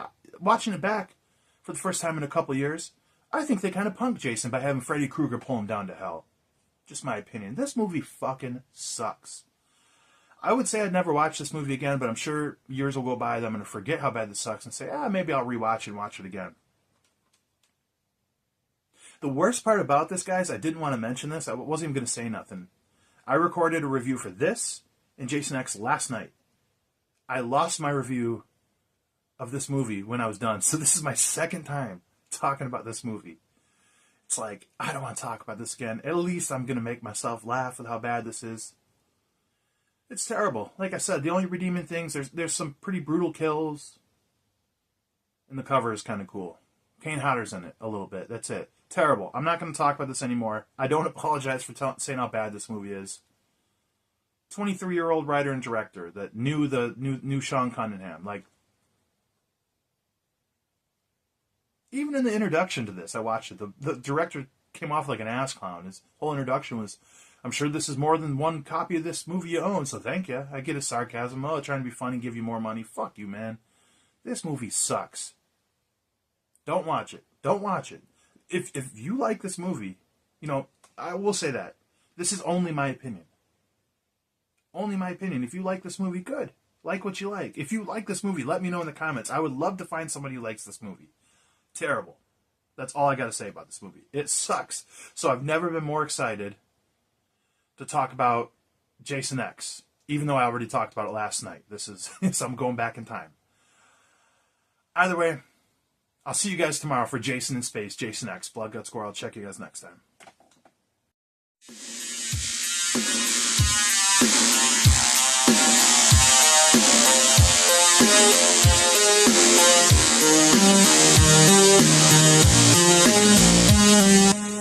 What is up, Nuggets? It's your boy, Killer Pizza, here with a brand new video for you rascals and rapscallions out there. Today is day 10 of 12 of our Friday the 13th marathon, where I review a Friday the 13th film every day up to the 13th, where I will do a complete franchise ranking. And I'll tell you what, guys, I'm getting pretty tired of saying that. I'm sure you guys are getting tired of hearing it, but we're at the home stretch. Just 2 more movies after this to watch and talk about, and then my franchise ranking. So let's hop right into it. Today we're going to talk about 2002's Friday the 13th Part 10, also known as Jason X, also known as Jason in Space. Now, this is the second film under New Line Cinema, when they were trying some very weird things. Last one being Jason Goes to Hell, now Jason in Space with Jason X. This one is also known for being the last film that Kane Hodder did out of the Friday the 13th franchise. But yeah, let's get right into how this one starts off. So we start off in the Camp Crystal Lake medical facility, the research facility, which I find kind of funny, because Camp Crystal Lake always came off as this little small, like, up north kind of town, and they have this whole research facility. But anyways, Jason is chained up in the middle of this with a giant, bunch of chains all over him. He ain't going nowhere. Now, he doesn't look like the one we've come in love from, the original Paramount films, but he has much more of a better look than he did in Jason Goes to Hell. It's a little different with little hair in the background. You can see his eyes. If you're familiar with Kane Hodder's work, you can tell that's Kane right there. But we meet our final girl, our main girl, Dr. Rowan. She's meeting with another scientist coming in, played by David Cronenberg, who wants to transport Jason to another facility. She tells him, he's way too dangerous to do that. And when they go to check him out, he's escaped his chains and replaced himself with the security guard. Then he pops out in one of the coolest openings that I've seen in a lot of these Friday the 13th movie. Jason just kicks some ass, whooping ass, kills about, a dozen scientists and everything, including Cronenberg.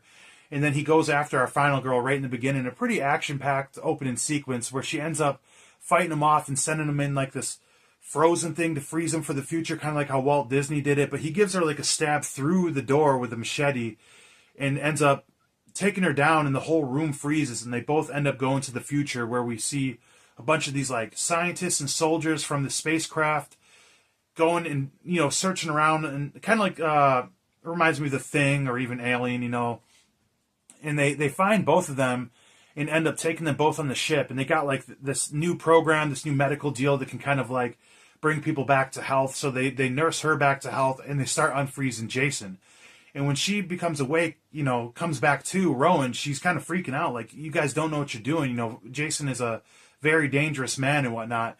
And they don't really think nothing about it because nobody really knows the legend of Jason. So, that's kind of the dilemma right off the bat. And then we meet the leader, like the main scientist on the ship. There's a ton of people on the ship. There's students, other scientists, crew workers, tons and tons of people. Which I like about this movie is, though we don't get introduced to all of them like right away, this film does take a lot of time to like slowly give each character like a little zinger, just something to get to know them just a bit. But a really large cast, which more bodies. I guess you need a bigger cast when you're stuck on a ship. You can't just have randos coming in like the other Friday the 13th we love. We got to get that kill count up and everything. But the main guy is Dr. Lowe, and he gets on like some voice chat, some voice message with a guy who knows the history of Jason Voorhees, tells him all about him, tells him a little backstory.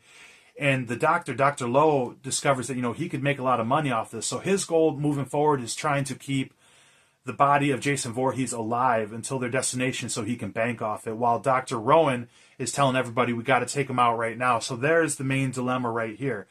And pretty much this whole movie from there on out just goes to, the regular Jason we've come and love, just going on a killing spree the entire time. And we have a lot of really cool kills in this movie. Obviously, the one everybody wants to talk about with, Jason X is the frozen face, where when he first wakes up, he takes this girl, bashes her head, throws it like in this like liquid nitrogen, and it's got this cool shot with her face going in. I'm sure most anybody is familiar with that. And when he pulls her head out, he smashes on the table. Her whole face gets crushed. And it's fucking cool stuff. One of the coolest kills in the entire franchise. And that's something I can appreciate with this movie, because you guys know me. If you've watched my channel for any amount of time, I'm a huge fan of practical effects. I hate CGI. But, my point is, like, if Jurassic Park from, 93 can make CGI look good, how come all these movies, 30 years past that make CGI look like such shit, especially in horror movies? But what this movie does really well is it mixes CGI with practical effects, which I'm a fan of that. I don't mind if you can do it the right way. But so that's a pretty cool point to it. I'll just say this movie too, like I know a lot of people expect me to shit on this, and I'm not gonna. Maybe that's because I just got done watching Jason Goes to Hell. If you guys see my review from yesterday, you know exactly how I feel about that one. But this is just kind of like a movie of its time, though it takes place in the future, 4,000 years or whatnot, when this girl got frozen. This come out in 2002, so I believe I seen this in theaters. My memory's kind of foggy, but I'm pretty sure I seen this in theaters. And this is so 2002, and I'm a sucker for that. You guys know I like mostly like mid 70s to mid 90s. 80s is kind of my wheelhouse for horror, and I don't really like much else after that. But I've been a sucker for these early 2000 horror movies lately, going back and revisiting them. But this one's pretty fun. Jason goes on this killing spree until we meet this guy. What's his name? Sergeant Brodsky or something. This guy is fucking cool. This guy's a badass. He's like the leader. He's like a sergeant or whatever. Real badass. And he says, okay, guys, we're going to go after Jason and kill him. Unsuccessful. We get some cool kills here. Neck breaks. Throwing a guy into the electrical box. One guy gets killed, and he's spinning on like this gear and everything. Some girl gets her throat slit. We got to have that. People getting smashed through windows. I believe Jason has either thrown somebody through a glass window or jumped through a glass window in every single Friday the 13th I've reviewed so far. There might have been one who slipped through the cracks, but correct me if I'm wrong. But anyways, Brodsky gets taken out. I love this part where he takes like a spike through his back. He goes, it's going to take more than that to kill me. He takes a second one, the machete. That should do it. Which this movie, that's kind of like a love-hate thing I have with this movie. They have a lot of like little quirky one-liners, which is fun, but I think like it gets overplayed to an extent. Like some of them are funny, some of them are pretty fucking stupid, but it's all in good fun. And I mean, this movie's all right, they end up getting to the point where Dr. Lowe gets killed. And if anybody grew up around the same time as me when this came out in theaters, the line he says he's trying to like bribe Jason to not kill him. And Jason grabs like the old school machete. He goes, oh, you want your machete? He turns around. It's all right, guys. He just wanted his machete back. That was such an iconic part, because that was in all the trailers, that line. And I will say, Dr. Lowe, there's a thing with these Friday the 13th movies where the biggest asshole in some of these movies don't really get a satisfying kill, and that's no different here. But we end up seeing a severed head a little bit later. But Jason's going on a complete killing spree, ripping people apart. You know, there's a pretty high body count in this, but it kind of loses me a bit towards the third act. And a bit of this movie loses me in general because I'm not that big of a science fiction fan. Like, it's all right. So there's a lot of things in here science fiction wise that go completely over my head that I don't really get. But I mean, this is fun. You know, that we get Jason back, just going around killing everybody, and we get to a point where the pilot gets killed. So the ship ends up crashing into the place they were supposed to land. So they can't land there, and the ship's kind of getting all fucked up. So we kind of go on this deal where they're trying to find new solutions to get off the ship. Right when one solution seems like it'll work, it kind of falls through. Try something new, it falls through, all while trying to get away from Jason this entire time. So that's pretty much where this movie goes into the third act. And we have kind of a love-hate situation here where they have kind of like a cyborg here, this woman that this young kid created, this robot, and she has this showdown with Jason, and she can't get hurt either. She's a robot. She shoots the shit out of him. I don't really like the corniness. Like, where I say I like the early 2000 cheese, I didn't like this early 2000 cheese with her fight and one-liners taking out Jason, but it's pretty cool. She shoots off his leg, his arm, blows a hole straight through his fucking head, so she kills Jason, and he's down and out for the count.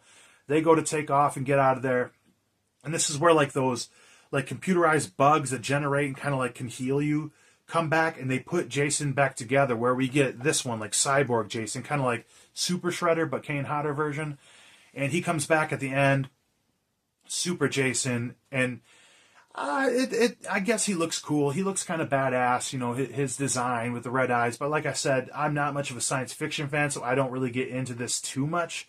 So we have kind of an uneventful cat and mouse chase. That's what I don't like so much with a lot of chase scenes in horror movies. I think that's why I hold part 3 so high, because what was it? Chris, I think, was the final girl. I forget her name already, but her chase was cat and mouse, one after another, kind of getting after him. Where this is kind of like, take off the one room, lock the door, he punches his way through, and it's like the suspense is there a bit, but not like I would like it.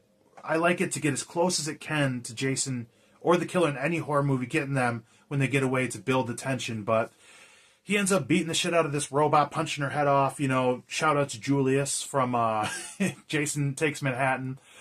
And they're pretty much about to make their escape.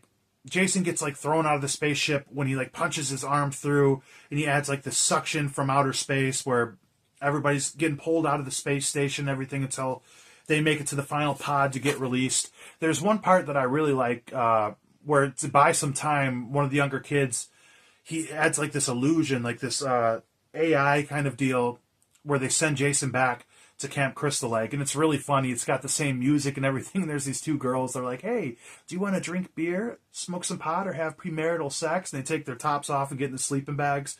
And it's even better. Like, they cut back to all the characters trying to escape, and then back to, like, Jason in this, like, generated Camp Crystal Lake, and he's just got, like, one of the sleeping bags, and he's just it's comical looking, just swinging and bashing one girl in the sleeping bag on the other, just over and over and over in a comical way.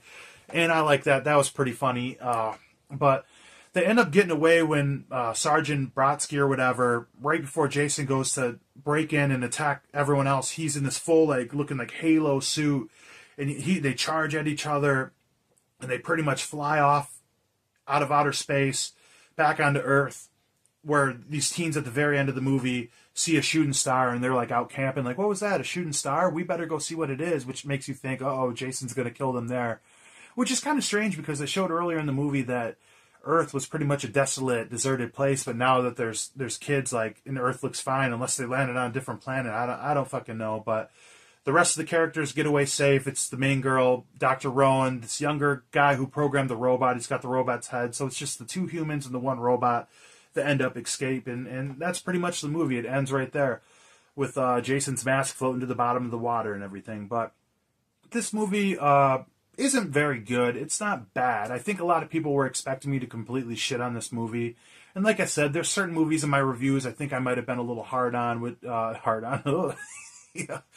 That I was kind of a little rough on these movies, I should say, like Part 7 in particular, you know, but this one was just fine. I like that we go back to, you know, back to the basics of Jason kind of just killing people off one by one, with some decent kills and everything. And the movie moves around pretty decent until the end of the third act, like the last 15 minutes, I would say. But other than that, it's not too bad. I think like some of the hokiness in this adds to its charm, but other times it just doesn't hit, which a lot of movies do. And honestly, overall, I don't really like the space and science fiction aspect. I'm not too into sci-fi, like I mentioned before, so I don't care for that too much. Maybe it's just the fact that it's back to the basics with Jason getting some pretty fun kills and, you know, some decent characters. It's like, they're not the most likable, but you give enough depth. There's not really a fucking asshole in this movie besides like that one doctor, so everyone else is decently likable and everything. And I think this is more like a product of its time because, like I said, I can't remember if I seen this in the theaters. I was pretty young at the time. I'm pretty positive I did. If not, I rented the shit out of this a million times. This probably won't be too high in my rankings, but it wasn't bad. It was fun. You know, there was some substance to it. There was a lot to bite on, honestly, like just with the dialogue that they had about like all the science and stuff. So it was fun, just okay. That's all I'm really going to say about this movie. But anyways, I'll say more when I give you guys my complete franchise rankings. But like I said, just 2 more movies to go in this. We have Freddy vs. Jason and the reboot, which I'm pretty excited for those. Let's get Freddy in the mix. You know, it's been a while since I've seen that one. And the 2009 reboot, crazy to think it's been that long since we've had some Jason. And I'm excited to check that one out. Last I remember, I liked that one. So we shall see. Other than that, hopefully everybody's having a good one. I will see you guys tomorrow for Freddy vs. Jason. Blood Guts Gore. I'll check you guys next time.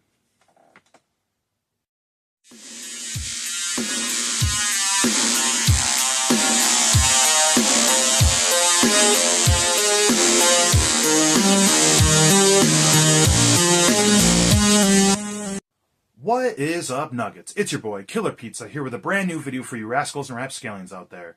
It is day 11 of 12 of our Friday the 13th marathon, where I review a Friday the 13th film every day leading up to the 13th, where I will do a complete franchise ranking. So we are in the home stretch, just 2 more movies to talk about, and today it's going to be 2003's Freddy vs. Jason. This is the 11th movie in the Friday the 13th series, the 3rd film from New Line Cinema, and this is the first one after 4 films without Kane Hodder, which is a bit of a bummer. And I'll tell you what, it's been a bit of a chore to watch these New Line Cinema versions. First they send him to hell, then Jason goes to space, and now we're going to have him versus Freddy, which was a concept they were trying to have happen, I think, 10 to 15 years before it. I think this might have been a little too late, but I digress. Anyways, we'll hop right into the movie. It starts off with Freddy Krueger, and he's given a bit of a backstory of his history when he's in the boiler room in his human form, about to kill this little girl, some pretty brutal shit, and it shows him finally get killed, and he's kind of given his frustrations on how the kids on Elm Street, Springwood or whatever, no longer fear him, and he wants to come back and wreak havoc once again. But in order for Freddy to come back into everyone's dreams, the kids' dreams, he has to be relevant again and have everybody scared of him in his day-to-day life. So the way he goes about this is giving Jason a dream while he's dead in hell and transforming into his mother in his dream and kind of convincing Jason to go to Elm Street to kill all these kids, which in theory why he would do it is kind of clever for Freddy, that once a bunch of killings like that start happening on Elm Street, everybody's going to assume it's Freddy Krueger. Then word of mouth, once everybody starts fearing Freddy, Freddy will become more powerful and be able to enter their dreams and whatnot. So, I mean, kind of a strange plot, but not really if you kind of go into the Freddy Krueger universe. I mean, I'll give this movie that. You know, it's pretty cool to see them face-to-face in this film. And after watching 10 Friday the 13th movies, it is kind of strange just to see it kind of turn into halfway a Nightmare on Elm Street movie, but I digress with that as well. Anyways, we meet our 3 leads, our 3 main girls. We have our final girl, Lori, her 2 friends, one played by Kelly Rowan from Destiny's Child, and her 3rd friend from Catherine Isabel. And hey, I'm never going to complain, get a little Catherine Isabel in a movie, if you know what I'm saying. So, anyways, Catherine's asshole boyfriend comes over, a very unlikable guy, and then they end up hooking up upstairs. And this is when Jason first comes back with one of the coolest kills in the entire movie, where he has these very violent machete stabs into the back of the boyfriend and then just completely folds up the bed. Though there's like CGI involved in this, the kill is pretty badass, and it's nice to see Jason kind of look the way I'm more accustomed to him looking compared to the last two films. Granted, he doesn't have the iconic chop in the side of his head, in his head that he originally got from Chris Higgins, but I'll let it slide. This movie, I will just say, is so too early 2000s, and I forgot that Ronnie Yu directed this. I was like, man, it's just like Bride of Chucky, same director. It's pretty much the same damn movie in a lot of ways, where Bride of Chucky's actually a pretty badass movie, and this one is maybe not so much. So anyways, Laurie and her friends, I like their acting when they come running out of the house, acting generally terrified and whatnot. And they go down to the police station, and the cops are trying to keep it hush hush with Freddy Krueger. We don't speak that name no more, but in one of the dream sequences, Laurie hears the name from like this little girl in her dream, and that's enough for her to start spreading around for Freddy to start getting more powerful. And we kind of lead into this plot, this story where as Freddy gains his power back, every time he's bringing someone into like a dream kill or whatever, Jason is still on the prowl, and he will kill them before Freddy can get it, so they create this animosity where Freddy wants to take out Jason at some point. And this movie's fucking weird in the sense that it kind of like gives Jason in the long run, kind of like in wrestling terms, the babyface bill, which, I get like the way he died originally was kind of a sympathetic way, and you feel bad for him, where characters like him and Leatherface are a little more, sympathetic as victims compared to Freddy and Michael Myers, who are pure evil. But at the end of the day, they're slaughtering people whether they deserve it or not. A kill's a kill, all evil, wicked people. So I always find it kind of strange that they kind of put him into that bucket, into that list or whatever. So we end up meeting Laurie's like ex-boyfriend or whatever, and his best friend. Two decently likable characters. I like the main guy's like friend, the little blonde-haired guy. He's kind of funny and whatnot. And they're in like this mental institution where they kind of hid them away and locked them away from Freddy Krueger, so they don't speak his name and everything. And they end up breaking out because the boyfriend sees on the news that Laurie's house, there was a murder there, and he has to go see his girlfriend. So they break out to go find her. And, she's hesitant, not believing him. The dad doesn't want him around or whatever. And this movie gets kind of strange where he starts adding this backstory. He tells Laurie, like, back when your mom died, it wasn't a car accident. Your dad killed her, and it goes like a flashback. I was climbing up into your window, like Callisto explains it all, or Scream for that matter. And he's like, I seen your dad stabbing her to death in the upstairs room. It was your dad. He's the one that locked us up. His name is on the deal for sending us to the mental ward and everything. And I'm thinking, though I do like character development, something I've griped about in a lot of reviews, and especially the Friday the 13th franchise, like meaningless characters, it's like, do we really need this extra layer of a backstory when we have two franchises pretty much being brought into one, where we already have a backstory with Freddy and like how he has to bring Jason back in to get his powers? It just seems like a little much. And too much new metal in this movie, by the way, too. And this is totally like a Ronnie Yu, right? Am I getting the name right? I don't want to butcher it, but there was this style of filmmaking around this time that had a charm to it, but was also super fucking obnoxious, where it was like all these quick cuts and flashing lights and just cheesiness from the early 2000s, these really cheesy one-liners and a bunch of new metal and everything. So like sometimes I find it can work, and sometimes it's just terrible. So it's kind of like a double-edged sword, a double-edged machete in a lot of ways. So it's kind of weird in that regard, but we end up, I don't want to go too much into this movie. There's not much to say about it. It's a lot of problem solving. These kids sure have this pretty figured out, just randomly. Like, I get it, he needs his power, this or that. And I don't know, they got this plan to go down to this hospital and get these pills from the original Nightmare on Elm Street, like these anti-dream pills or whatnot, to try to ward off Jason. And we get to a point where Freddy enters in the dream and stabs Jason with these dream shots or whatever to take him out or something. And the kids decide to tie him up and take him to Camp Crystal Lake. Like, why are we taking him to Camp Crystal Lake? Because if they have their battle, at least it'll be one-on-one, and we'll be on, Jason's home turf or whatever. We have some fight scenes, which is a cool thing about it.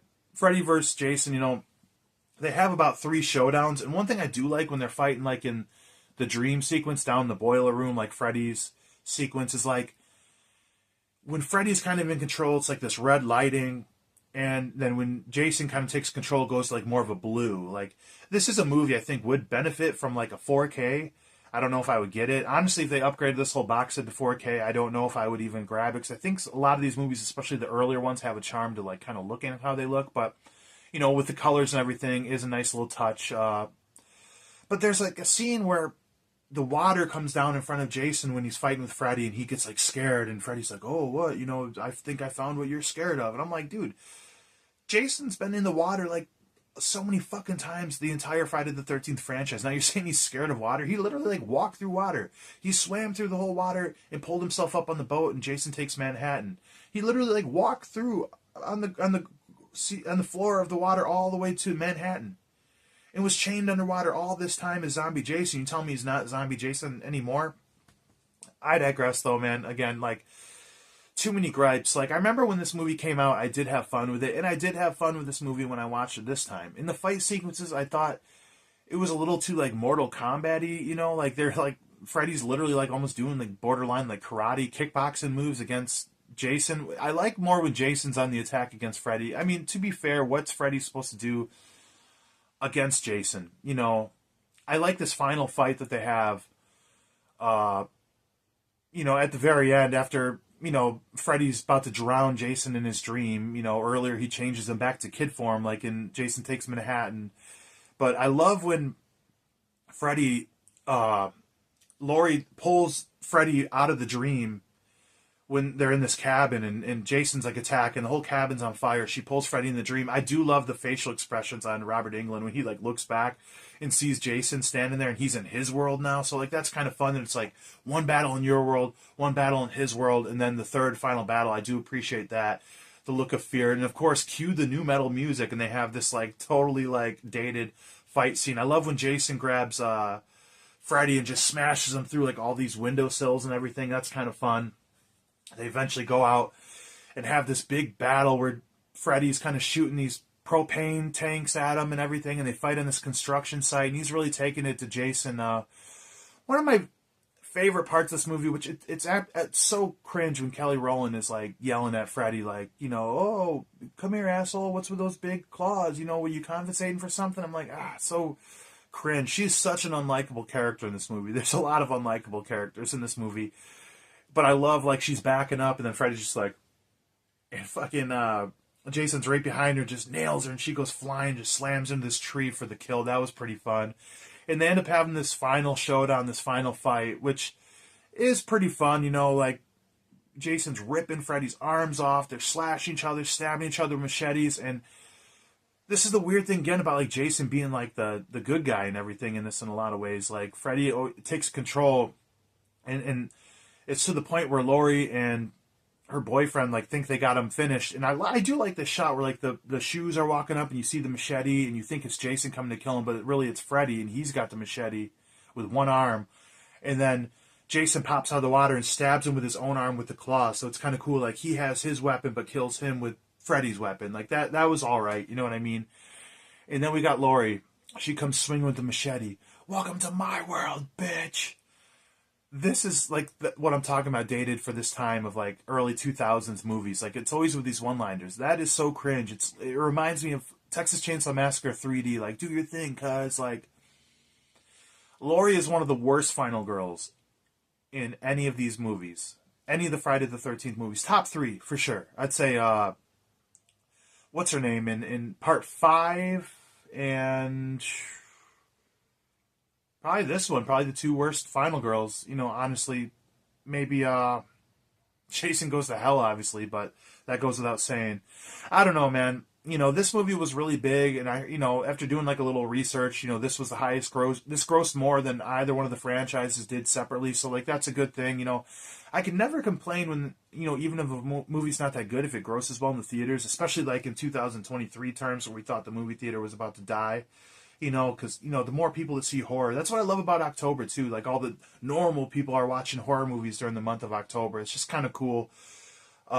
Which, if you're new to horror and you're a casual horror watcher, make sure to subscribe to the channel. We talk about horror every single week, physical media, blah, blah, blah. But this movie, I feel like I was pretty hard on a lot of these films during my reviews, and my heart has changed for some of them as I've let some of these movies linger and rest. But I'd say maybe half the movies in the entire franchise are really good. Really good. Maybe 8 of them, the original Paramount, and then a lot of like the New Line ones are almost all bad. Watchable, fun. Like I said, this is another like popcorn movie. I've said this before in my reviews. There's some movies that it really says a lot if you can sit down by yourself and watch it and enjoy it. But, you gotta like, some movies are just like that aren't very good that you could put on. Like, this is one you could throw on Halloween time if you had some friends over, you're having some drinks, or doing whatever you do, and everybody would have a good laugh and have some fun, especially for casual fans. So sometimes I think us as like hardcore horror fans, myself, I'm speaking for myself at least, I think sometimes maybe we get a little bit jaded with our horror movies where like a casual fan could watch us and be like, ooh, Freddy vs. Jason, and then I can see and poke holes and everything and not like it. And maybe I need to not be so jaded and just let people enjoy what they enjoy. I mean, but at the same time, it's no excuse, and I'm not going to hesitate to call a movie shitty, one that sucks. I mean, I wouldn't say this film sucks, but it's not the best. It's just okay. Bad final girl. The music's kind of stupid. There's some fun kills. There's some fun sequences, color sequences. The showdowns are kind of fun. It's just okay. Just a fun movie. I wouldn't say it's nothing special, but yeah, that's all I really got to say about this one. But make sure you guys check out the channel tomorrow. We have our final review.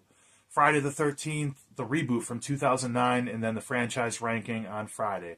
Other than that, hopefully everybody's having a good one. Blood, Guts, Gore. I'll check you guys next time.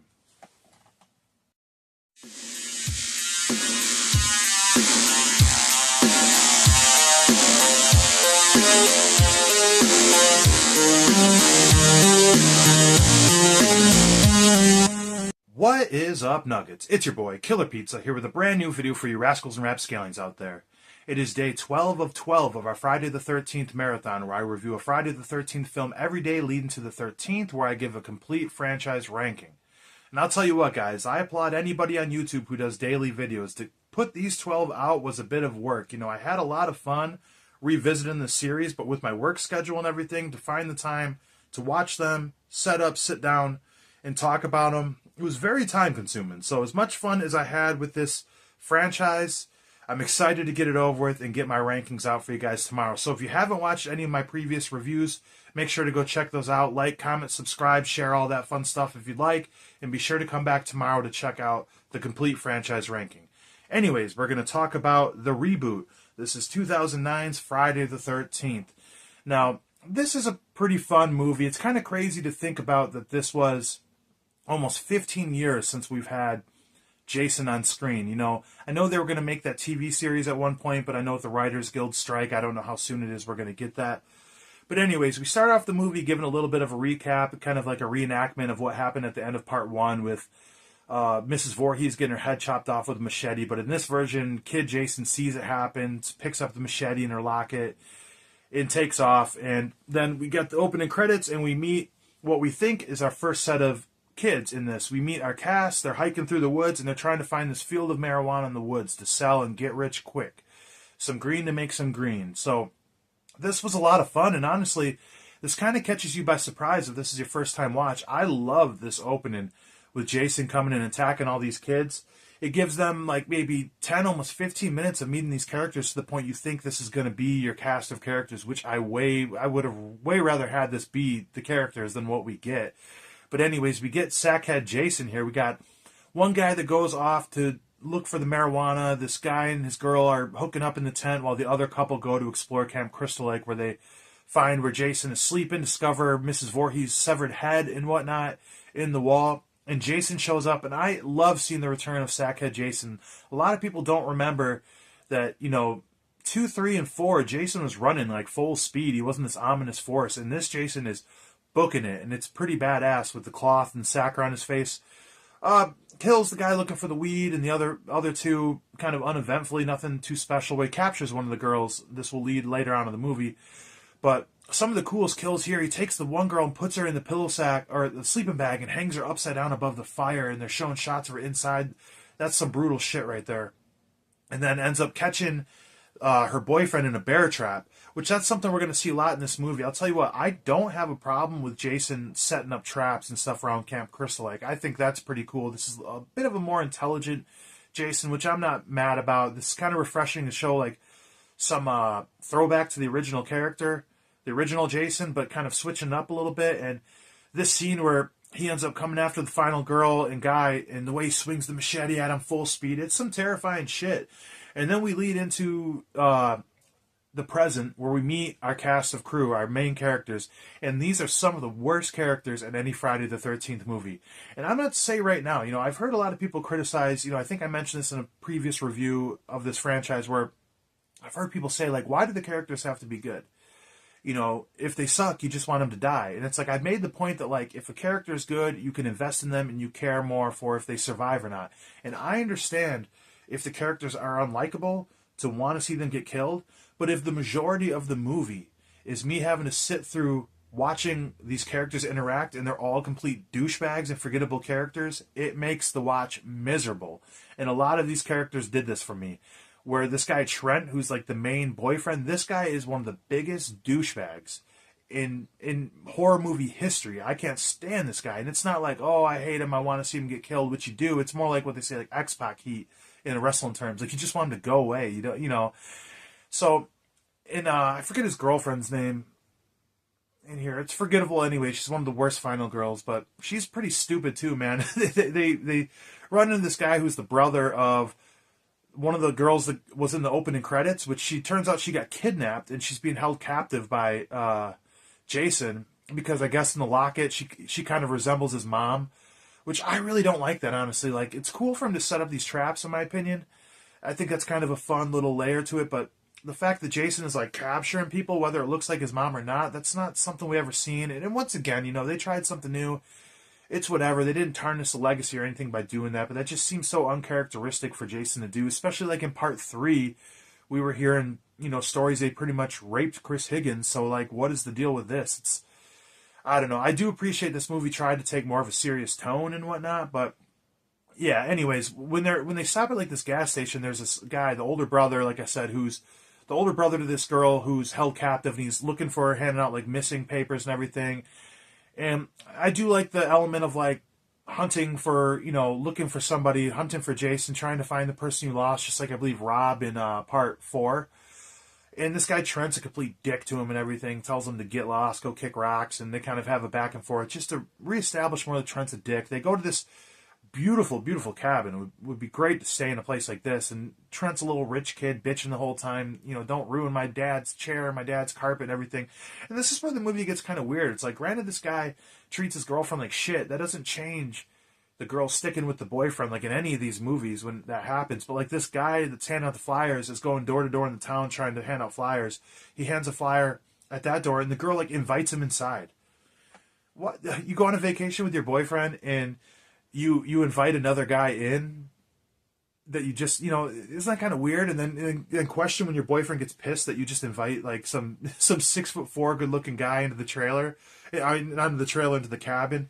And they end up like taking off into the woods, like going for a hike, like an 8-hour hike or something, going through Camp Crystal Lake, investigating and shit. It's like, what's going on here? It's like, I like that they try to portray these two as good characters. Even the girl, it's like, even if your boyfriend treats you like shit and you're being portrayed as like a good character in this movie, you're not really a good person just by taking off with like this other guy that you just met in the woods. If you don't like your boyfriend, don't go on the fucking trip with him. You know what I mean? So we go into like some deals like where they're doing some cat and mouse shit, hiding from Jason, and we see him kind of doing some kills and whatnot, doing what Jason does best. And then we just see these characters the entire time interacting with each other at the house. And I will say, like, that's like a charm that, like, in part 2 that I love so much. Like, the characters are believable. They seem like real people that are having fun. I'll say, I'm about the age of these people, like, when this movie came out. You know what I mean? I was, and I'll just say, like, unless this is how your crowd used to roll back in the day, this is not how regular people act. Like, these teenagers, they act fucking weird. Like, even when they're playing beer pong, like, oh, you lose, you have to drink beer out of my shoe I'm wearing. Who the fuck ever did that? Bunch of weirdos, man. And oh, you lost 10 games in a row. They sat there and played 10 games, went 0-10 in beer pong. A dude goes and hooks up with Trent goes and hooks up with this other girl in the cabin, and one of the most vulgar sex scenes since part 5 or Jason Goes to Hell. And he's saying all these lines like, you have wonderful tits and stuff. It's like, once again, who talks like that? This is like the weirdest shit. And I mean, there's some fun kills in here. Jason is very violent in the way he attacks and how vicious he is. Like, there's a scene where he kills this guy in, like, the garage of the cabin, the storage area, and he takes, like, the screwdriver and sticks it through his throat. And how long that kill goes, that was pretty damn cool. Like, you know, it was brutal, the tension and everything. And when he eventually, I mean, he goes through everybody, kills everybody in this damn house, and this is when they find out killing's going on. This is where the acting is the absolute worst. Like, the one girl that hooked up with Trent, she's like down by like the island, like, when will this stop? When will this stop? Just not very good, not very believable. And I will say a good thing with Trent, because there's an ongoing thing in a lot of these movies where the assholes in a film don't really get what's coming to them, where this guy actually gets a kill worth it. He goes to try to flag down a truck, and Jason shows up behind him, sticks his machete through his back, but like he grabs the machete, the bottom of it, from the front hand while it's through him, and like lifts him up, and you can really feel it. Then he just shoves him through like this spike that's hanging off the back of this truck. So that's some pretty brutal shit right there. And earlier there's a scene where one of the places the dude was trying to hand out flyers was like this little shop, this little barn shop. And I do like the continuity of, like, it shows in the beginning where it left off at part one with Mrs. Voorhees getting her head chopped off, with Jason gets the machete. And then it shows Sackhead Jason. And then when Jason kills this guy earlier in this little barn, he sees the mask on the ground and takes the mask. So we kind of have the continuity from where you go from part one to part three. So I don't mind little things like that. I will say with this movie, though they tried new things, they did hold a lot to the continuity of at least the originals, which I'm a fan of that, obviously. What I don't like is keeping the sister captive down there, and this just reminds me of, like, they're in this underground tunnel. It's like Texas Chainsaw Massacre 2. It's like, why the fuck is Jason in this underground lair? I don't get it, man.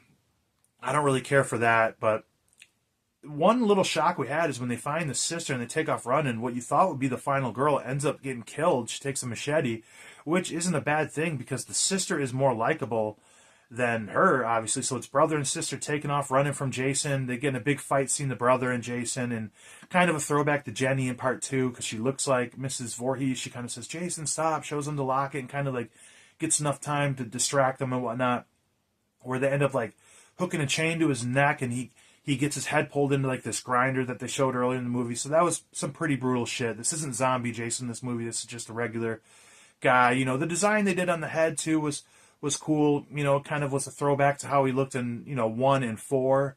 So, I can dig that. And I like what they were trying to do. I really do. Just honestly, I don't know how high this will rank for me. Not one of my favorites. I feel I've been saying that a lot. I'm sorry, guys, if I'm coming off so negative in these reviews. I really don't mean to. Like, you can sit down and watch any one of these movies, and they're enjoyable, besides Jason Goes to Hell, which is a complete sack of shit. But, I'm just trying to point out the stuff I didn't like in a lot of these films.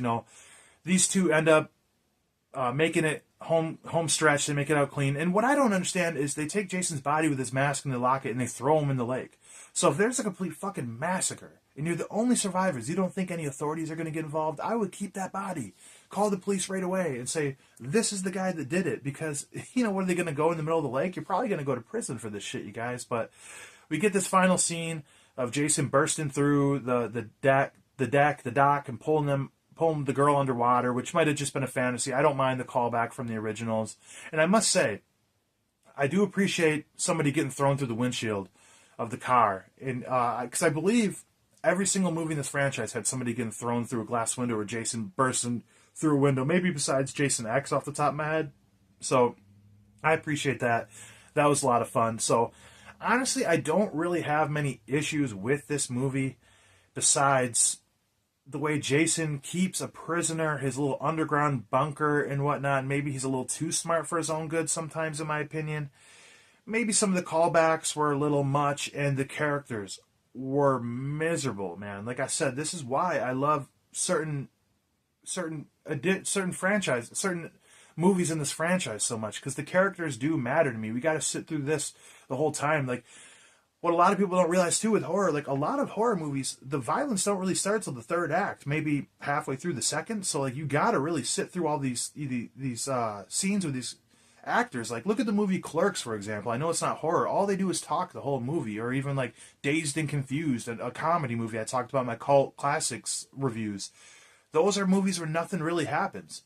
but you like the characters and you're invested in them, it's fun to watch and be a part of the ride. Where this, it makes it almost unwatchable. But not the worst, definitely not close to the best, but it's just okay here.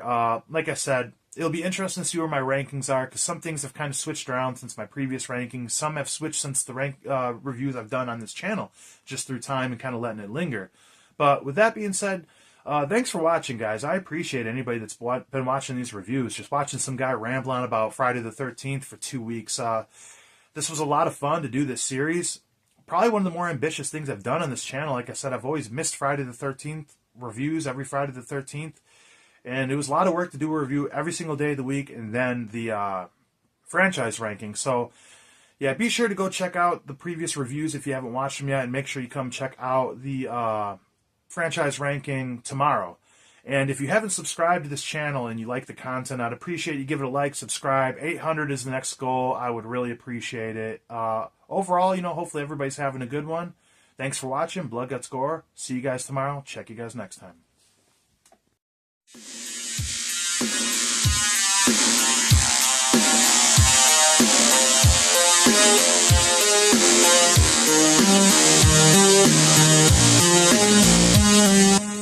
What is up, Nuggets? It's your boy, Killer Pizza, here with a brand new video for you rascals and rapscallions out there. I want to start this video by wishing everybody a very happy Friday the 13th. If you are a horror fan, we all know that Friday the 13th is a great day, and it's even cooler that we get one in October this year. And I want to say thank you to everybody who checked out my Friday the 13th marathon. I actually reviewed 1 through 12. If you're just watching this video, make sure to go back and check out those reviews. So I wanted to end this on the 13th with a complete ranking of the whole franchise. I'm not going to try to make this too long. If you guys want to hear more of my thoughts, go back and watch my individual reviews. But yeah, I watched this glorious, glorious Friday the 13th box set, rewatched it, and I just want to say this is the final day of the Shocktober Day sale. If anybody doesn't own this, you can get this for, I believe, $89, which is a pretty damn good price for 13 discs. So yeah, pick this up. It was well worth it. It's a beautiful, beautiful box set. But anyways, let's get right into the rankings. Okay, so I'm going to go from worst to best. And keep in mind, I just want to say, this is just my opinion, my preference. So I don't want to upset anybody out there. And if I do, who gives a fuck? Fuck you. It's just movies. But anyways, we're going to start with the worst of the worst. Number 12 will be Jason Goes to Hell. Now, it's pretty hard for me not to put this at dead last. I said in my review this was kind of an ambitious movie. I appreciate them trying something different, but just didn't work for me. Maybe halfway through the movie I thought, if this was branded something else, it might not be that bad. And towards, halfway through the second act and the third act, it just got fucking weird, and it's just a bad movie in my opinion.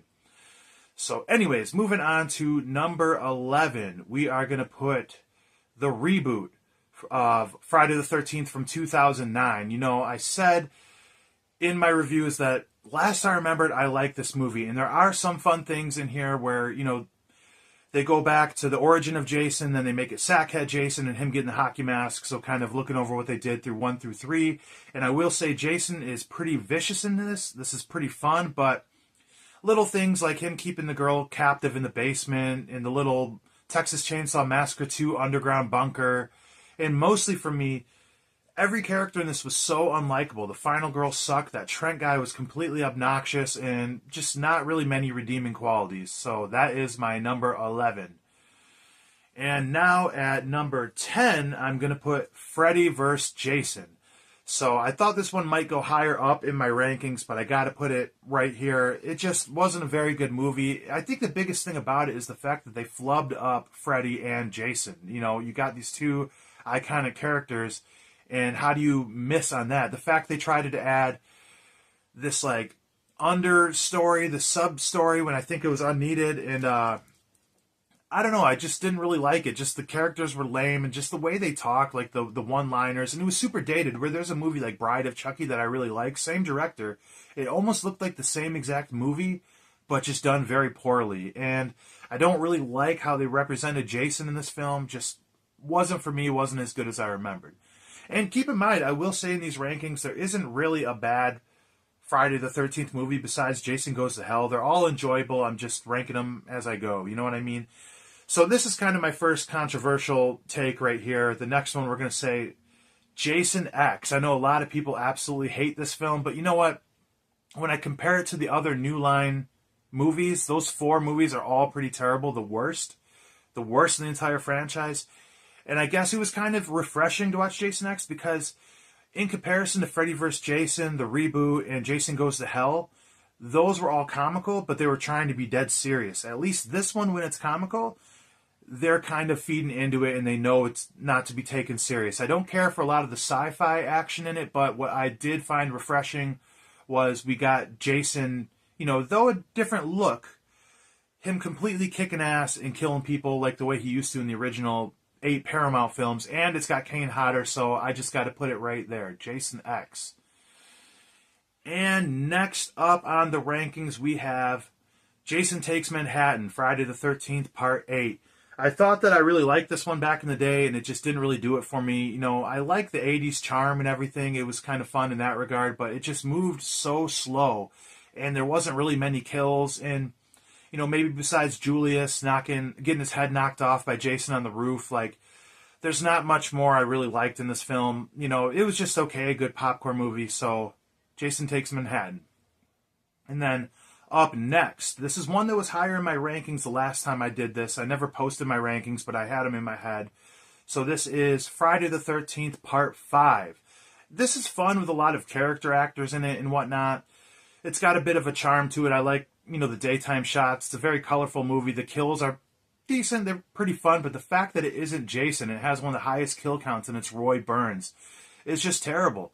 And, a lot of the characters in the mental institution, the halfway house, are forgettable. And one of the counselors that runs it, she's a pretty terrible final girl. I didn't really care for that whatsoever. Reggie the Reckless was pretty fun. But Tommy Jarvis in this film, especially in the Tommy Jarvis trilogy, I didn't realize how much of a pussy he was in this movie, doing absolutely nothing. He kicks ass against 2 different people in this movie, but when it comes to Jason, he just gets kind of taken out like a punk. And I mean, like I said, it's just an okay movie, but this is where it's going to be at in my rankings. Next up is one I felt like I was kind of hard on. I was pretty harsh on this film, but as days went on after watching, it kind of lingered in my mind, and that is Friday the 13th, Part 7. I don't care for the telekinesis kind of deal with her taking on Jason at the end with her powers and whatnot, though it's something different. But as I let it kind of rest, I realized this movie wasn't really half that bad. The teens and their partying was kind of fun, and the third act was good for Kane Hodder once again. This is probably his best performance as Jason. The look of Jason when he gets unmasked is probably the coolest. The costume's pretty damn cool. And this has some of the best stunt work by Kane Hodder, some of the best stuff that Jason does in any of the films, plus that awesome house explosion at the end I forgot to mention in my review. So yeah, Friday the 13th, Part 7. And alright guys, now we're getting into the good ones. These are the best of the bunch. I'm going to put the original Friday the 13th. I complained at first that this one was a little slow, but after watching the rest of the franchise, I learned to appreciate this a lot more.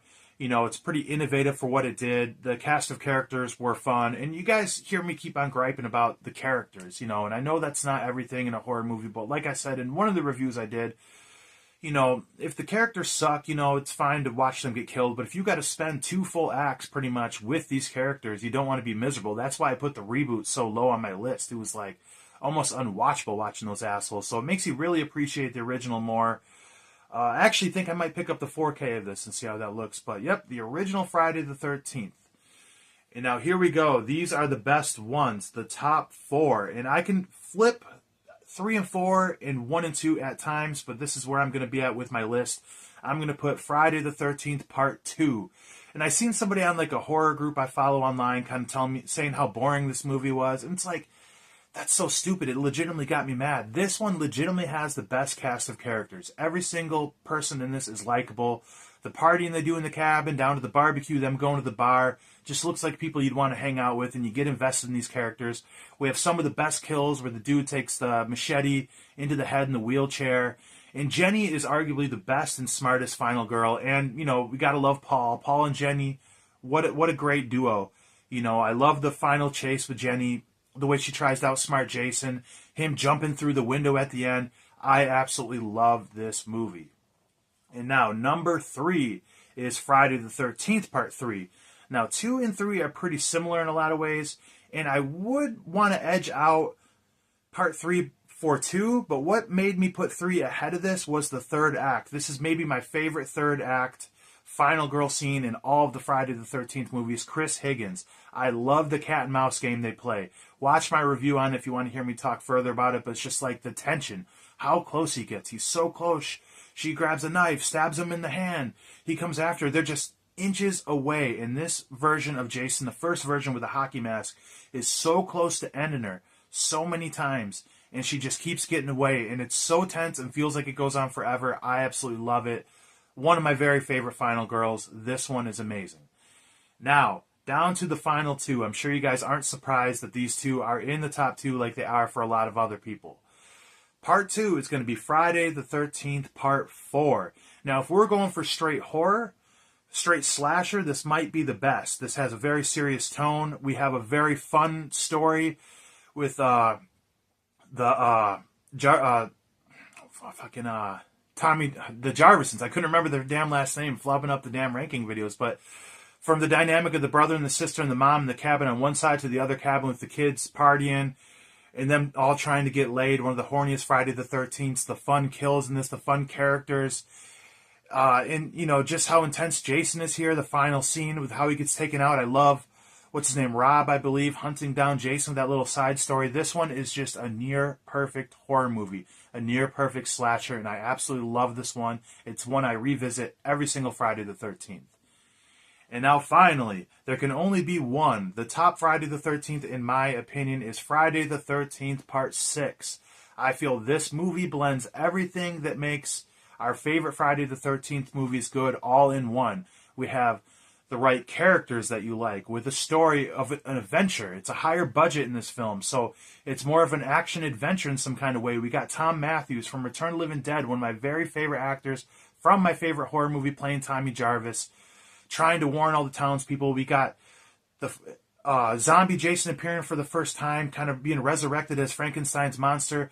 We got the humor. We got the kills. We got, like I said, the adventure aspect of it. We got Jason acting like a complete badass. I love how there's actual children in this. The risk factor. Even the cop who's an asshole to Tommy, you know, he's a likable character who shows sympathy towards these kids, you know. It's just all around a great movie. Epic, my absolute favorite. I love it to death. And with that being said, you know, like I was saying, I love all of these movies. Besides Jason Goes to Hell, that one can go right to hell. Highly suggest everybody picking this up. Like I said, it's on sale. The last day it's on sale is today. Go grab it. These are amazing. The best way I can kind of sum up this franchise is it's one of the most consistent. If you look at Halloween, especially Texas Chainsaw Massacre, Hellraiser, they're very inconsistent. And this does have its flaws, 100%. But if you look at the original Paramount 8, as much as 7 and 8 aren't as good as Part 6, I'll say 1 through 6 really shine. But the Paramount 8 are absolutely amazing. And then the 4 New Line Cinema movies are pretty bad, but can be likable in a popcorn movie kind of way. I absolutely love this franchise. Like I said, not a bad one in the bunch. It was a pleasure to revisit these. Thank you to anybody who watched any of my reviews. I really, really appreciate it. This was a lot of fun. I highly suggest everybody else go back and revisit these movies, because in a lot of ways with some of these films, if it ain't broke, don't fix it. This is the catalyst of horror movies. This is the best. Jason is my all-time favorite horror icon, and I absolutely love Friday the 13th. Those are my rankings. I really appreciate you guys watching. If you haven't already, give this channel a subscribe if you would like to. Like, comment, subscribe, share, all that fun jazz. Yeah, let's keep on watching some spooky movies in the month of October. Let me know in the comments what your favorite Friday the 13th movie is. Other than that, Blood, Guts, Gore. I'll check you guys next time.